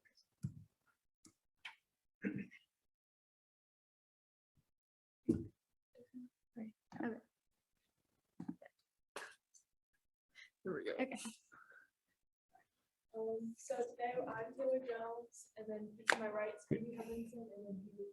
Taylor, Oh, is it on? turn it on. The button at the bottom. Yep. There you go. Okay, so I'm Taylor Jones, and on my right is Phoebe Hermanson and Haley Reed. Unfortunately, Erin couldn't be here tonight, but we're going to give you some updates about MHS. Okay, so first of all, there was a National History Day research trip. And if you're not familiar with National History Day, it's basically a competition that's held in June for students who create very detailed projects on history over a theme for the year that's picked out. So this year's theme is debate and diplomacy. So those students that are planning to create those presentations went on a trip and to help them prepare for that. Also, a Spirit Week is in the planning stage for the week right before winter break. So that'll include dress up days to hopefully promote school spirit. So that'll be like pajama day and holiday sock day and winter wonderland. So that kind of stuff. And then lastly, some students attended the annual Iowa Jobs for America's Graduates Leadership Development Conference. And that was in Cedar Rapids the week of November 12th. And there they learned about leadership skills like goal setting and communication. And then they also learned about professional skills and in-demand careers. And now that I'm thinking about it, also the seal of literacy test is kind of happening this week. So I took it this morning, and to qualify, you have to be proficient on the ELPA 21 English section or the, I'm blanking on it right now, but there's an ISAS test. There we go. So that's available for students to take this week, and there will be another session in the spring. Okay, so the news, like the winter sports have just begun their events, so they've been pretty busy with that in the last couple weeks. But overall, girls basketball just played Waterloo East and they won, and they also will play December 30th. And they played Dowling, didn't they? They also lost against Dowling recently as well. And then boys basketball played Dowling Catholic and won by 1 point. That was a very good game to watch if you were there. And they also played Mason City and then lost, unfortunately. Boys swim was in Southeast Polk and they won. And on the second, they swim against Johnston and unfortunately lost in the last event. And on Saturday, this last Saturday, they swam at the Boone Invite and they won against a couple other teams. I think there was 5 other teams. And on Saturday, dance and color guard also performed at state. I think they did pretty well as well. Here's the picture of our recent home game at Mason City, and the student section had a Hawaiian night. I was there, all the seniors sit in the front row. It's a blast. I encourage you to come to the basketball games because out of all 4 years of high school, it has never, I've never seen a student section this big. Like all the students are just ready to participate in everything again and be all together and participate in the dress up. So our next home game is a blackout game. So that'll be the theme. Then our Ruckus in the Roundhouse just happened November 22nd. it was a bunch of parents basically that had chose to put this event on, and there was prizes and games and challenges that could happen. There was a dunk challenge that happened, which most students were most excited about that. And then down in the bottom left there, that is Prince Jala. He's a junior and he actually won the dunk challenge. So that was an exciting event. And I think that's all we have. So Thank you. thank Thank you. you, guys. Thank you.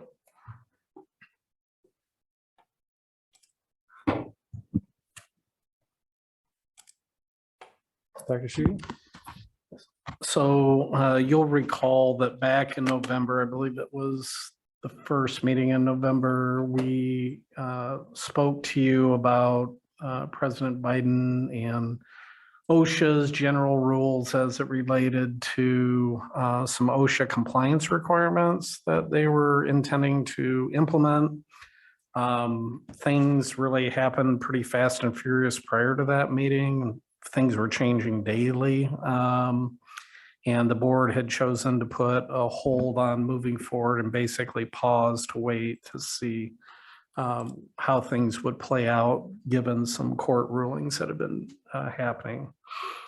As I said at that meeting, our number one thing is simply to be prepared and positioned in the event that in some way, shape, or form, we're going to have to comply with that, because at the time that I spoke to you, there was a very short window. In fact, today was the deadline for which we would have to know who was vaccinated, who wasn't vaccinated, so that we could make sure that we were in compliance with mask wearing for those that were unvaccinated, and so that we could be prepared to implement by, I think it was January 4th, the weekly testing that would have been required of those that were not vaccinated.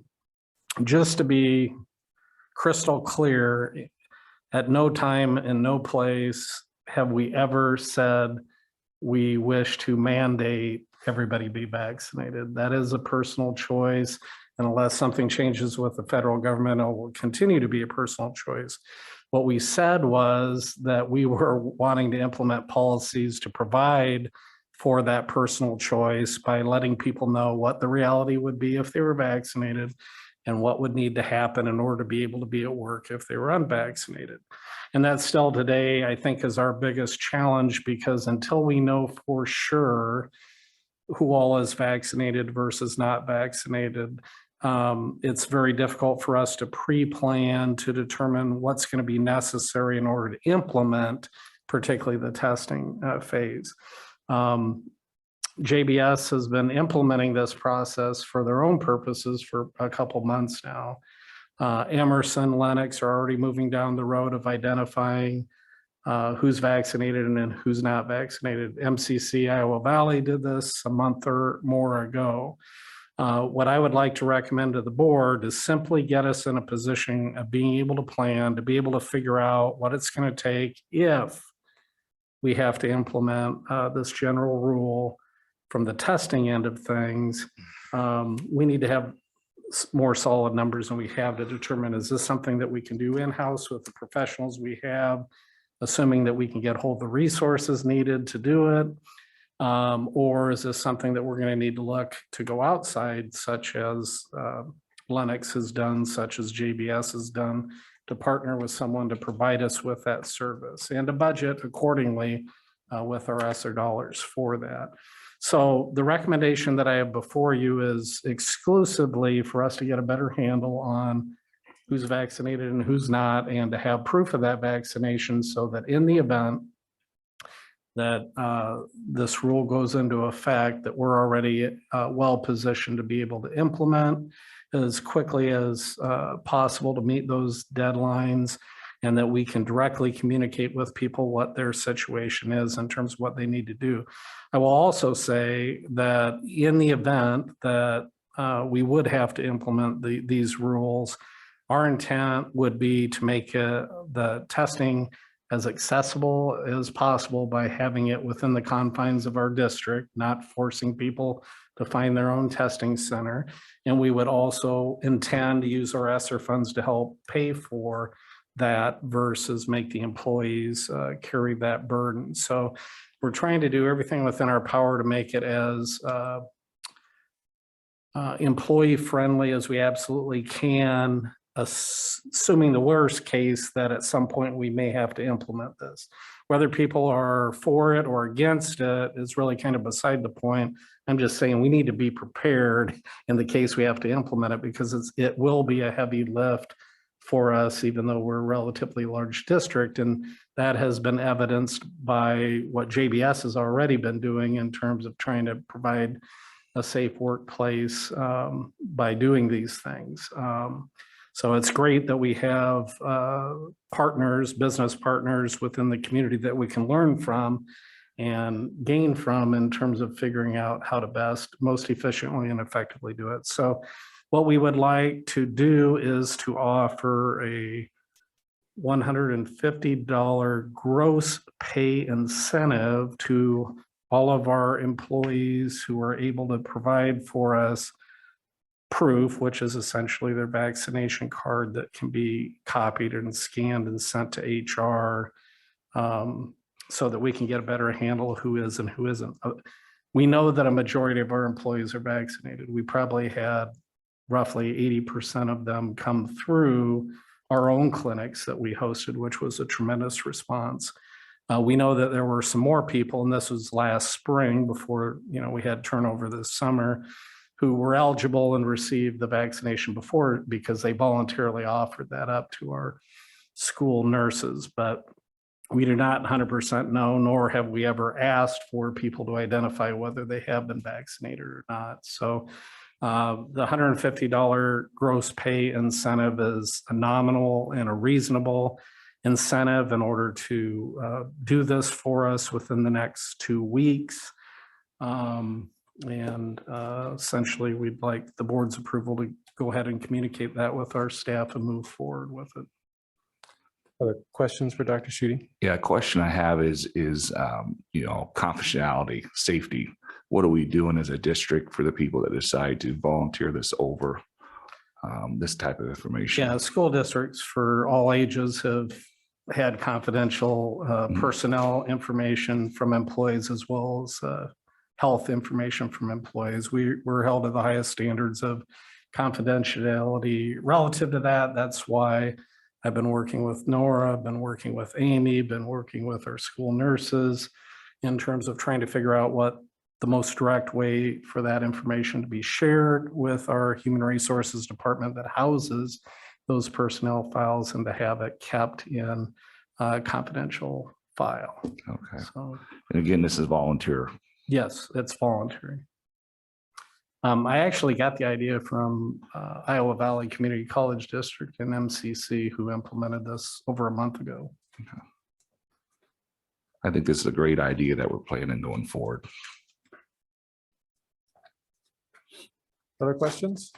I just wanted to thank you for considering some of the suggestions of the staff and just their concerns of testing and just having the testing centers and even offering to pay for some of that. Some of that was concerning. Some of that was a bit of a concern when they came upon us and the emails that we've received. So I think that's very thoughtful and grateful, to have some consideration about the cost and just some of their co-pays and stuff like that. So I think that's great moving forward as far as being proactive on moving, if we were to have to do this, and then also communicating to the staff of things will be in their favor if things have to happen like that. So. Well, and again, things came pretty fast and furious. So at the time that we were looking at adopting policies that were drafted by the Iowa Association of School Boards, I didn't feel comfortable to recommend it and or have the board commit at that time to doing things like paying for the test, or we needed to find out more to see how possible it might be to be able to host the clinics or the testing centers within the district and that sort of thing. That part of things didn't happen until January, so we knew we had at a bare minimum the 2 meetings, December and the second one in November, to figure that out and to get board approval. But I want to be very clear that you know, we've never taken the position that we would expect to put this on the employees' bags. Yep, that's great. May I have a motion to approve the financial incentive for employees who voluntarily provide the district with proof of complete vaccination in an effort to plan effectively and efficiently in the event that the OSHA emergency transportation standard needs to be implemented as presented? Move to approve. Second. Lowry, Hernandez, all in favor, say aye. Aye. Hi. Opposed, say no. Motion carries 5-0. Just as a quick, interesting side note, I had asked Pat Thompson, our county public health nurse, to provide me with some updated data as it related to child vaccinations. And you may remember last fall, I had mentioned that depending on the age, from youngest eligible, which was 12, to oldest 18, it was somewhere between 40 and 50% had been vaccinated with at least one dose of the vaccine at that time. I'm happy to share that now that group is actually between 50 and 60%. So again, typically the increases are highest with the oldest kids and drop, but they've, since the time that those clinics were held and summer ended, the percentage vaccinated in the county, not just Marshalltown, but in the county, has jumped by 10%. And we've already, with our advertisement of the clinic availability, which is a parent choice entirely, if they want to take advantage of it, we've had 83 students sign up already as of this morning. So. Dr. Ryan. All right, before you is a new contract for the Marshalltown Education Association. That's the certified staff union that we have. The original contract was approved and signed, you know, last spring/summer, but we have revised. If you go to page, I think it's 11, it's highlighted in yellow, if that's accurate. So this language was for just a direct copy and paste from the original from 2 contracts ago. It was inadvertently left out because in the last contract, it was kind of stuck between 2 salary schedules. And so when we redid the contract, none of us realized that this language was accidentally left off. So this language is just giving really the definition of those lanes. So no real changes here. I guess there was one other, I mean, instead of referencing one of the sections in the contract, we referenced the handbook because that information is now in the handbook. But overall, this is really just a copy and paste. And then the very last page of the contract is brand new. You go to that last page. It is a side letter. So the MEA representatives and the district administration, we've come to an agreement on this. The language that was highlighted previously states that when placing somebody on the salary schedule, we grant up to 10 years of educational experience. That's the max. So when placing new certified staff, the maximum step that they can be on is step 11. So we have a teacher coming in with 15 years experience, with 20 years experience. The maximum level they can start with us is step 11. This is temporarily starting January 1st through next school year, lifting that cap. And we hope that this will attract more teachers from outside the district to come to Marshalltown because they would be granted all of their years experience. So this is a change, kind of piloting this to see how it goes. Like I said, starting the spring semester through all of next year, we would be lifting that 10-year cap. That's it. Questions for Dr. Ryan? Just help me, just a clarifying question. This contract was written to go through 2024, correct? Correct. So here on the last page, on page 19, on the letter of agreement, because it does state through January 22 through the 23 school year. So 23, 24, this is not in effect.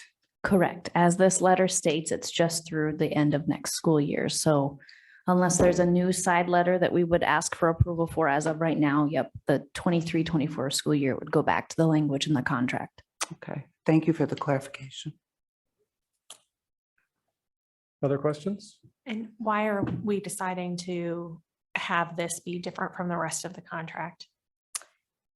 We are in a desperate need of finding, bringing on board staff. And so we are using this as an additional way to hopefully bring in more applicants when they see that there is no cap on that years of experience. So we are hoping it increases our pool of applicants.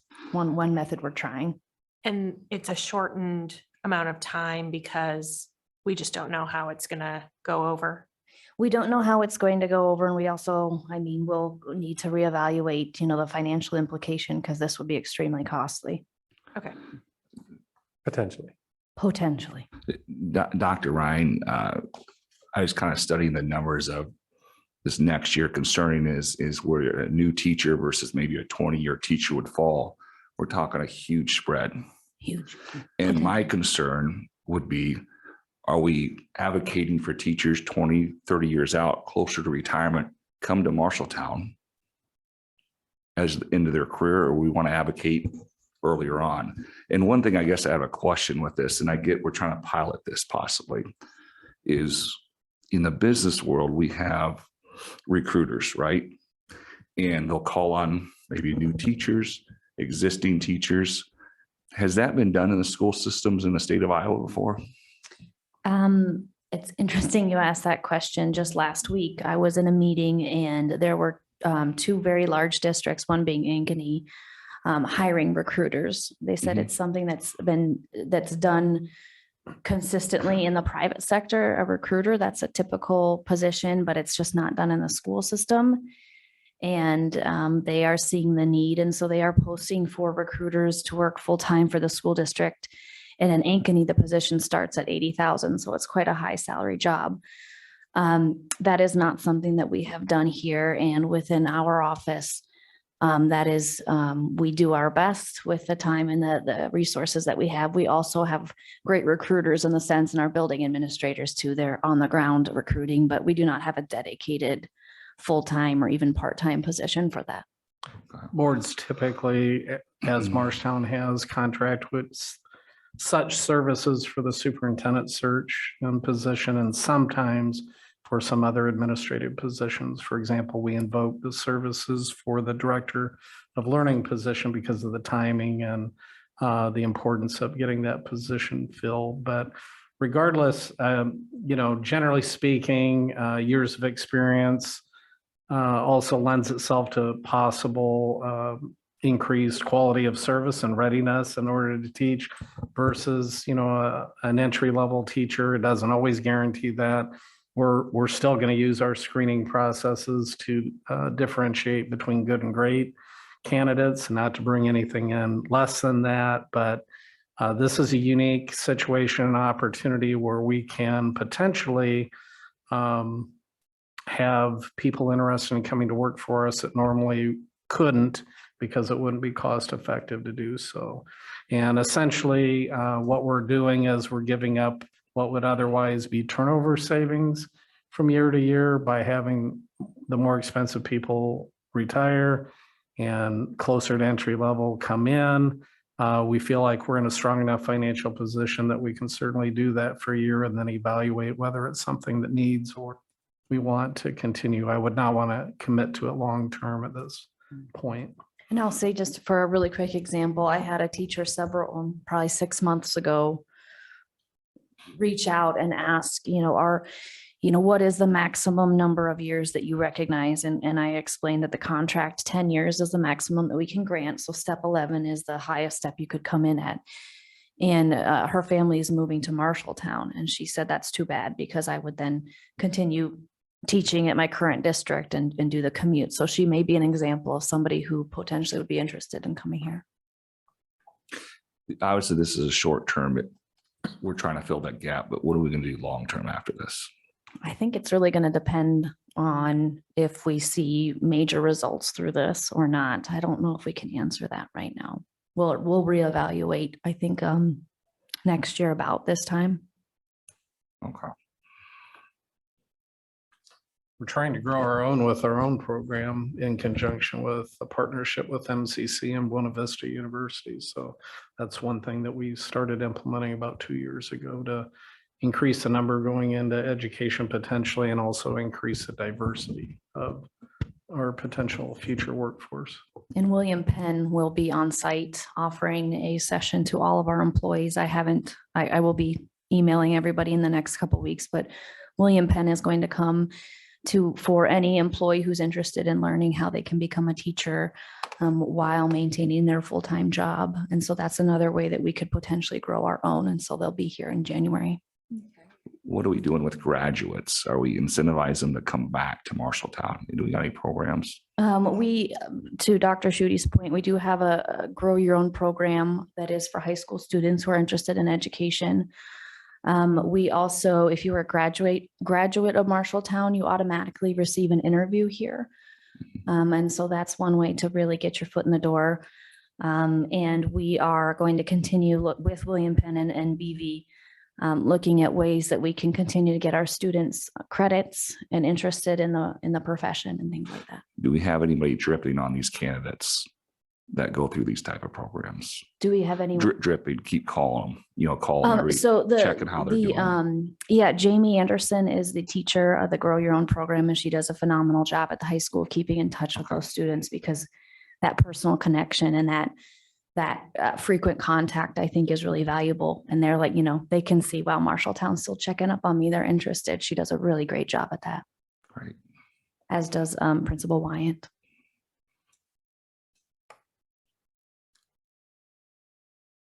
May I have a motion to approve the Marshalltown Education Association Master Contract for 21-22 through 23-24, including the side letter agreement as presented? Move to approve. I'll second. Lowry Stanley, all those in favor, say aye. Aye. Aye. Opposed, say no. Motion carries 5-0. Thank you. Thank you. Paulette. All right. Let's talk about certified enrollment. So this slide here says that these are preliminary certified enrollment numbers, but since this was prepared, the DE has finalized the numbers at the state level, so we can consider these to be our numbers. This overview is intended to be pretty broad and related to funding, so we're not going to discuss the difference between like virtual and in-person and things like that. The Iowa school funding formula requires districts to count students each year on October 1st. And then the legislature comes into session and they determine what the supplemental state aid per student will be for the upcoming school year. Hopefully they get this done during the first 30 days of the session. That's really helpful to school districts to have that information before they go dive deeply into the certified budget process. So then these numbers are used to calculate the funding that will be received during the 2022-23 school year. Next slide. Oh, sorry, go back one, you're ahead of me. So you may remember, you may have learned so far that funding is student driven. So enrollment is incredibly important to every school district. Often these terms are used interchangeably, but when we're speaking about funding, it's important to kind of keep the differences in the back of your mind. So when we say actual enrollment, this is kind of a head count number. Number of resident students enrolled in the district. It does not include different weightings that are included in the certified enrollment number. When we talk about our certified enrollment, that's going to include additional weightings for special ed students. It's going to include additional weighting for dual enrollment, non-public shared time, different things, different programs that are provided that calculate and provide additional funding for us. And then another important term to understand is served enrollment. So a lot of times we talk about certified enrollment, but we have to remember that the money follows the kids in school funding. And so served enrollment is equally as important. And your served enrollment is going to be our resident students minus those that are open enrolled out and plus those non-resident students that are open enrolled into our district. So a couple different things to remember there. Certified enrollment and served enrollment are two entirely different numbers. And here you will see a history of our certified and served enrollments for the last several years. The blue bars are the certified enrollment numbers. And in October of 2021, we have a certified enrollment of 5,287.5 students. And you wonder where that 0.5 comes from. That's from those weightings that we discussed that come for additional programs and such. The red bar is the served students. So we actually serve this year at this count time, we were serving 4,844.3 students. Obviously, you can tell by this chart that we experienced a decline in certified enrollment following the tornado in 2018. This year, we were down, our certified enrollment actually went down 45, and our served enrollment is only down 4. So that's an important number to remember. This chart also, I should note, only reflects K through 12. The funding for preschool students is a different categorical funding stream. And I would also note here that the preschool head count, which is an actual head count, that number was up 40 students this fall from the previous year. And some of that can be attributed to the fact that we added the YMCA back as a preschool partner. And during COVID last year, preschool numbers really fell because I think a lot of parents opted to wait a year and not send their kids. So our numbers for preschool are going back up. So that's a good sign. Next slide. Okay, so open enrollment in, open enrollment out, and net. As I said earlier, we want to focus on the number of students that we're serving. And over the last several years, we are trending in a positive direction in that our net out number is going down. It declined from 470 last year to 433 this year. So that's good news for the district. When we talk about, our funding and our budgets and stuff, 80% of our budget goes to salaries and benefits. And the next biggest line item in our budget is our tuition expense. So when you take, your kids out and that money following them, that is significant. So we're glad to see that net out number going down.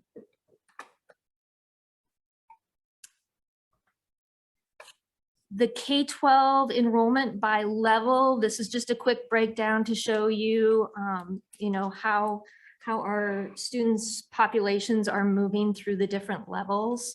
We're currently serving 395 12th graders, and we have 348 kindergartners. So if you look at that very simplistically, we could possibly anticipate that our enrollment, is going to be stable to down slightly, just simply based on that 12th grade kindergarten class size. I should add there too that we've recently, since I've been here at least, employed the services of RSP, which they do enrollment studies, and their prediction and their latest update was that our enrollment remains stable to up a little bit. The next slide, We'll show you how students move through from grade to grade for the last 2 years.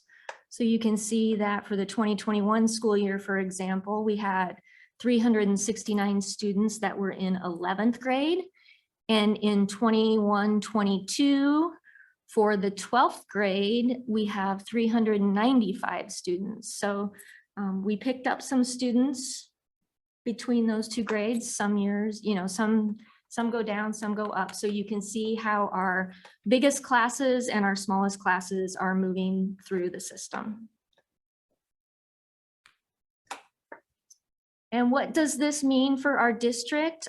Supplemental state aid increase for next year currently is not known. So hopefully they will address that in the first 30 days of the session. And we would not be on the budget guarantee if the supplemental state aid increase is greater than 1.8%. So hopefully we'll get at least 2%, and at 2%, our new money for next year would be about $339,000 or 0.88%. And so for our new board members, one of the things to keep in mind is that there's a lot of talk, they say there's a 2% increase in supplemental state aid for school districts. That means 2% if your enrollment is exactly the same. If your enrollment is going down or your enrollment is going up, it's going to be a different number. So when they say 2% SSA at the state level, with the decline that we saw in enrollment, that would actually be a 0.88% increase for our district, or less than 1%. The other thing to note is that the annual just move up of all of our staff from year to year is typically about $500,000. So do you guys have any questions regarding enrollment? Or Dr. Schutte, do you have anything you want to add? No, just that, I'm real happy to see the trajectory continue and the path it is relative to open enrollment. It's been pretty consistent in terms of open enrollment out, coming down, and open enrollment in being relatively stable or growing over the 6 years I've been here. So I guess I'd just add from what Dr. Schutte says, ever since the last 6 years, we're going the right direction, and we need to keep building on that and coming up with good ideas.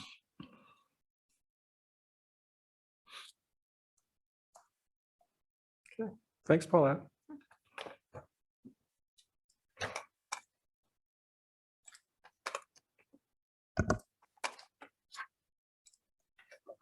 Who's Darren, are you talking about the Welcome Center donation? Well, actually, this is a follow-up to the approval Right. of the donation, and we wanted to make sure that that we have on the record specifically what the intended purpose is. So Paulette, do you want to speak to that Yes. from a financial standpoint? Yeah. This is kind of an accounting thing that we're doing. Our fund balance has many different classifications, including, non-spendable, restricted, committed, assigned, unassigned. Most of our general fund balance is unassigned, but since this donation came in and the donor has directed that this donation be used specifically for the operation of a future district-wide welcome center, we want to make sure that this money remains committed on our financial statements and not in with the unassigned fund balance and able to be spent on utilities and diesel fuel and such. So this is just really setting this funding aside on our balance sheet and identifying it as for only that purpose. In order for the district or the board to spend that in the future, the board will have to approve the spending of that. Right. May I have a motion to accept the donation in the amount of $15,553.14 and designation of the donation as committed general fund dollars? For approval. Second. Hernandez, Lowry, all in favor, say aye. Aye. Opposed, say no. Motion carries 5-0.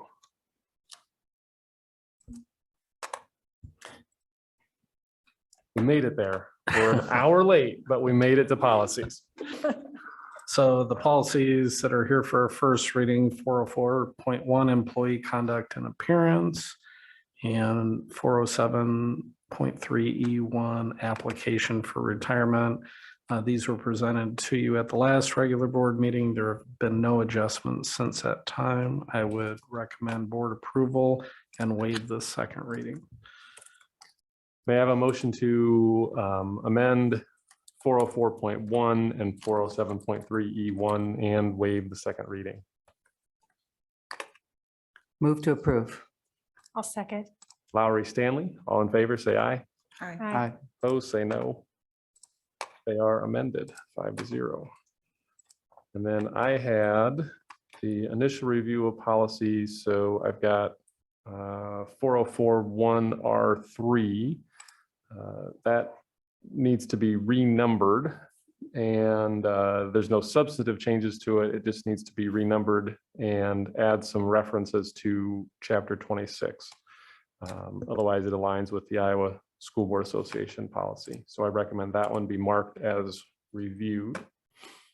405.2 licensed employee qualifications. It's been recommended by Dr. Ryan that we delete the last paragraph in that policy that references the master contract. So that one will need to come back on a first reading to amend it. And then 405.3 licensed employee individual contracts. There's no changes recommended to that one. And so I recommend that one be marked as reviewed. Questions about any of those? Hearing none. Mr. Sodders.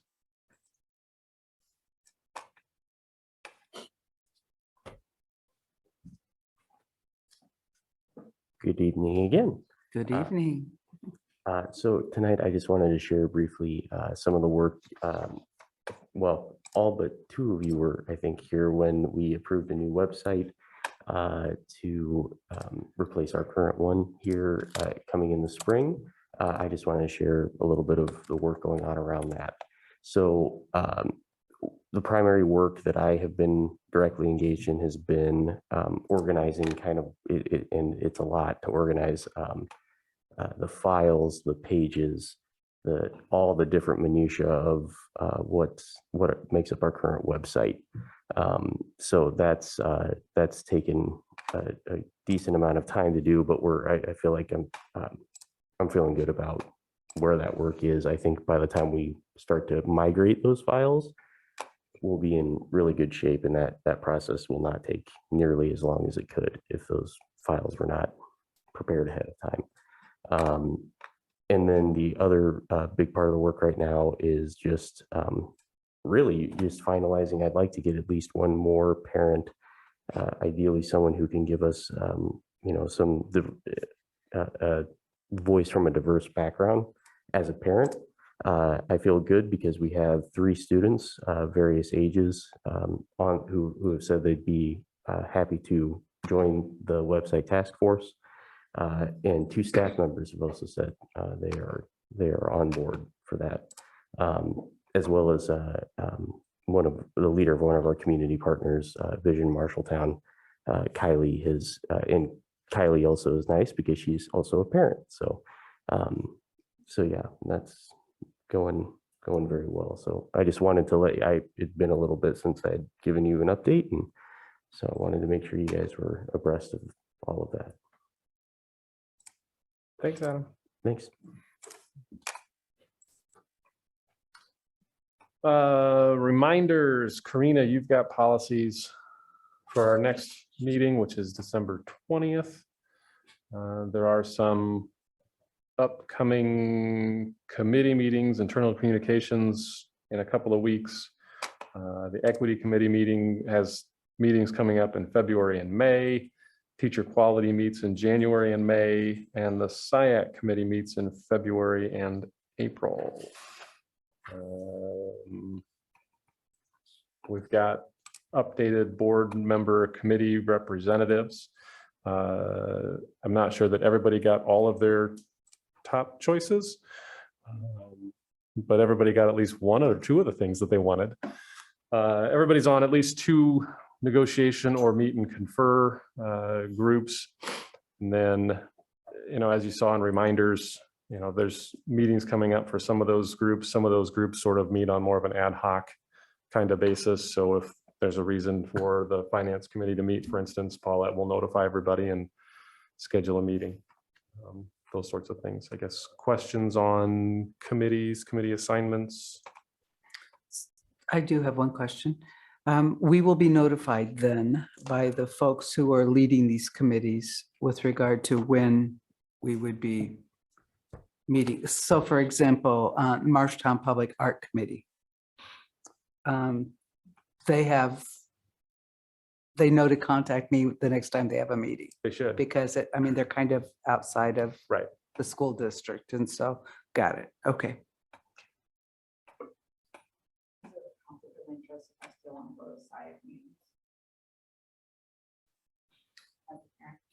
I don't think so. So long as we don't have more than 4 board members there, you wouldn't have a quorum, so there wouldn't be an More issue. than 3. More than 3. 4, if we don't, yes, less than 4, sorry. So I think we've only got 2 people on there, so.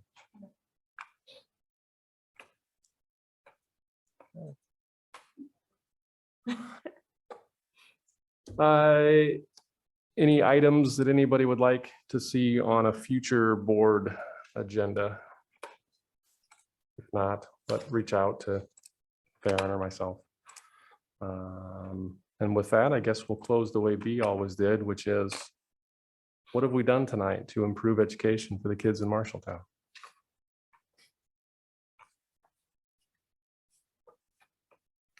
I'd like to go back to the Rogers presentation. Towards the end of the presentation or within, they started talking about their IPDPs, which individual professional development plans for teachers.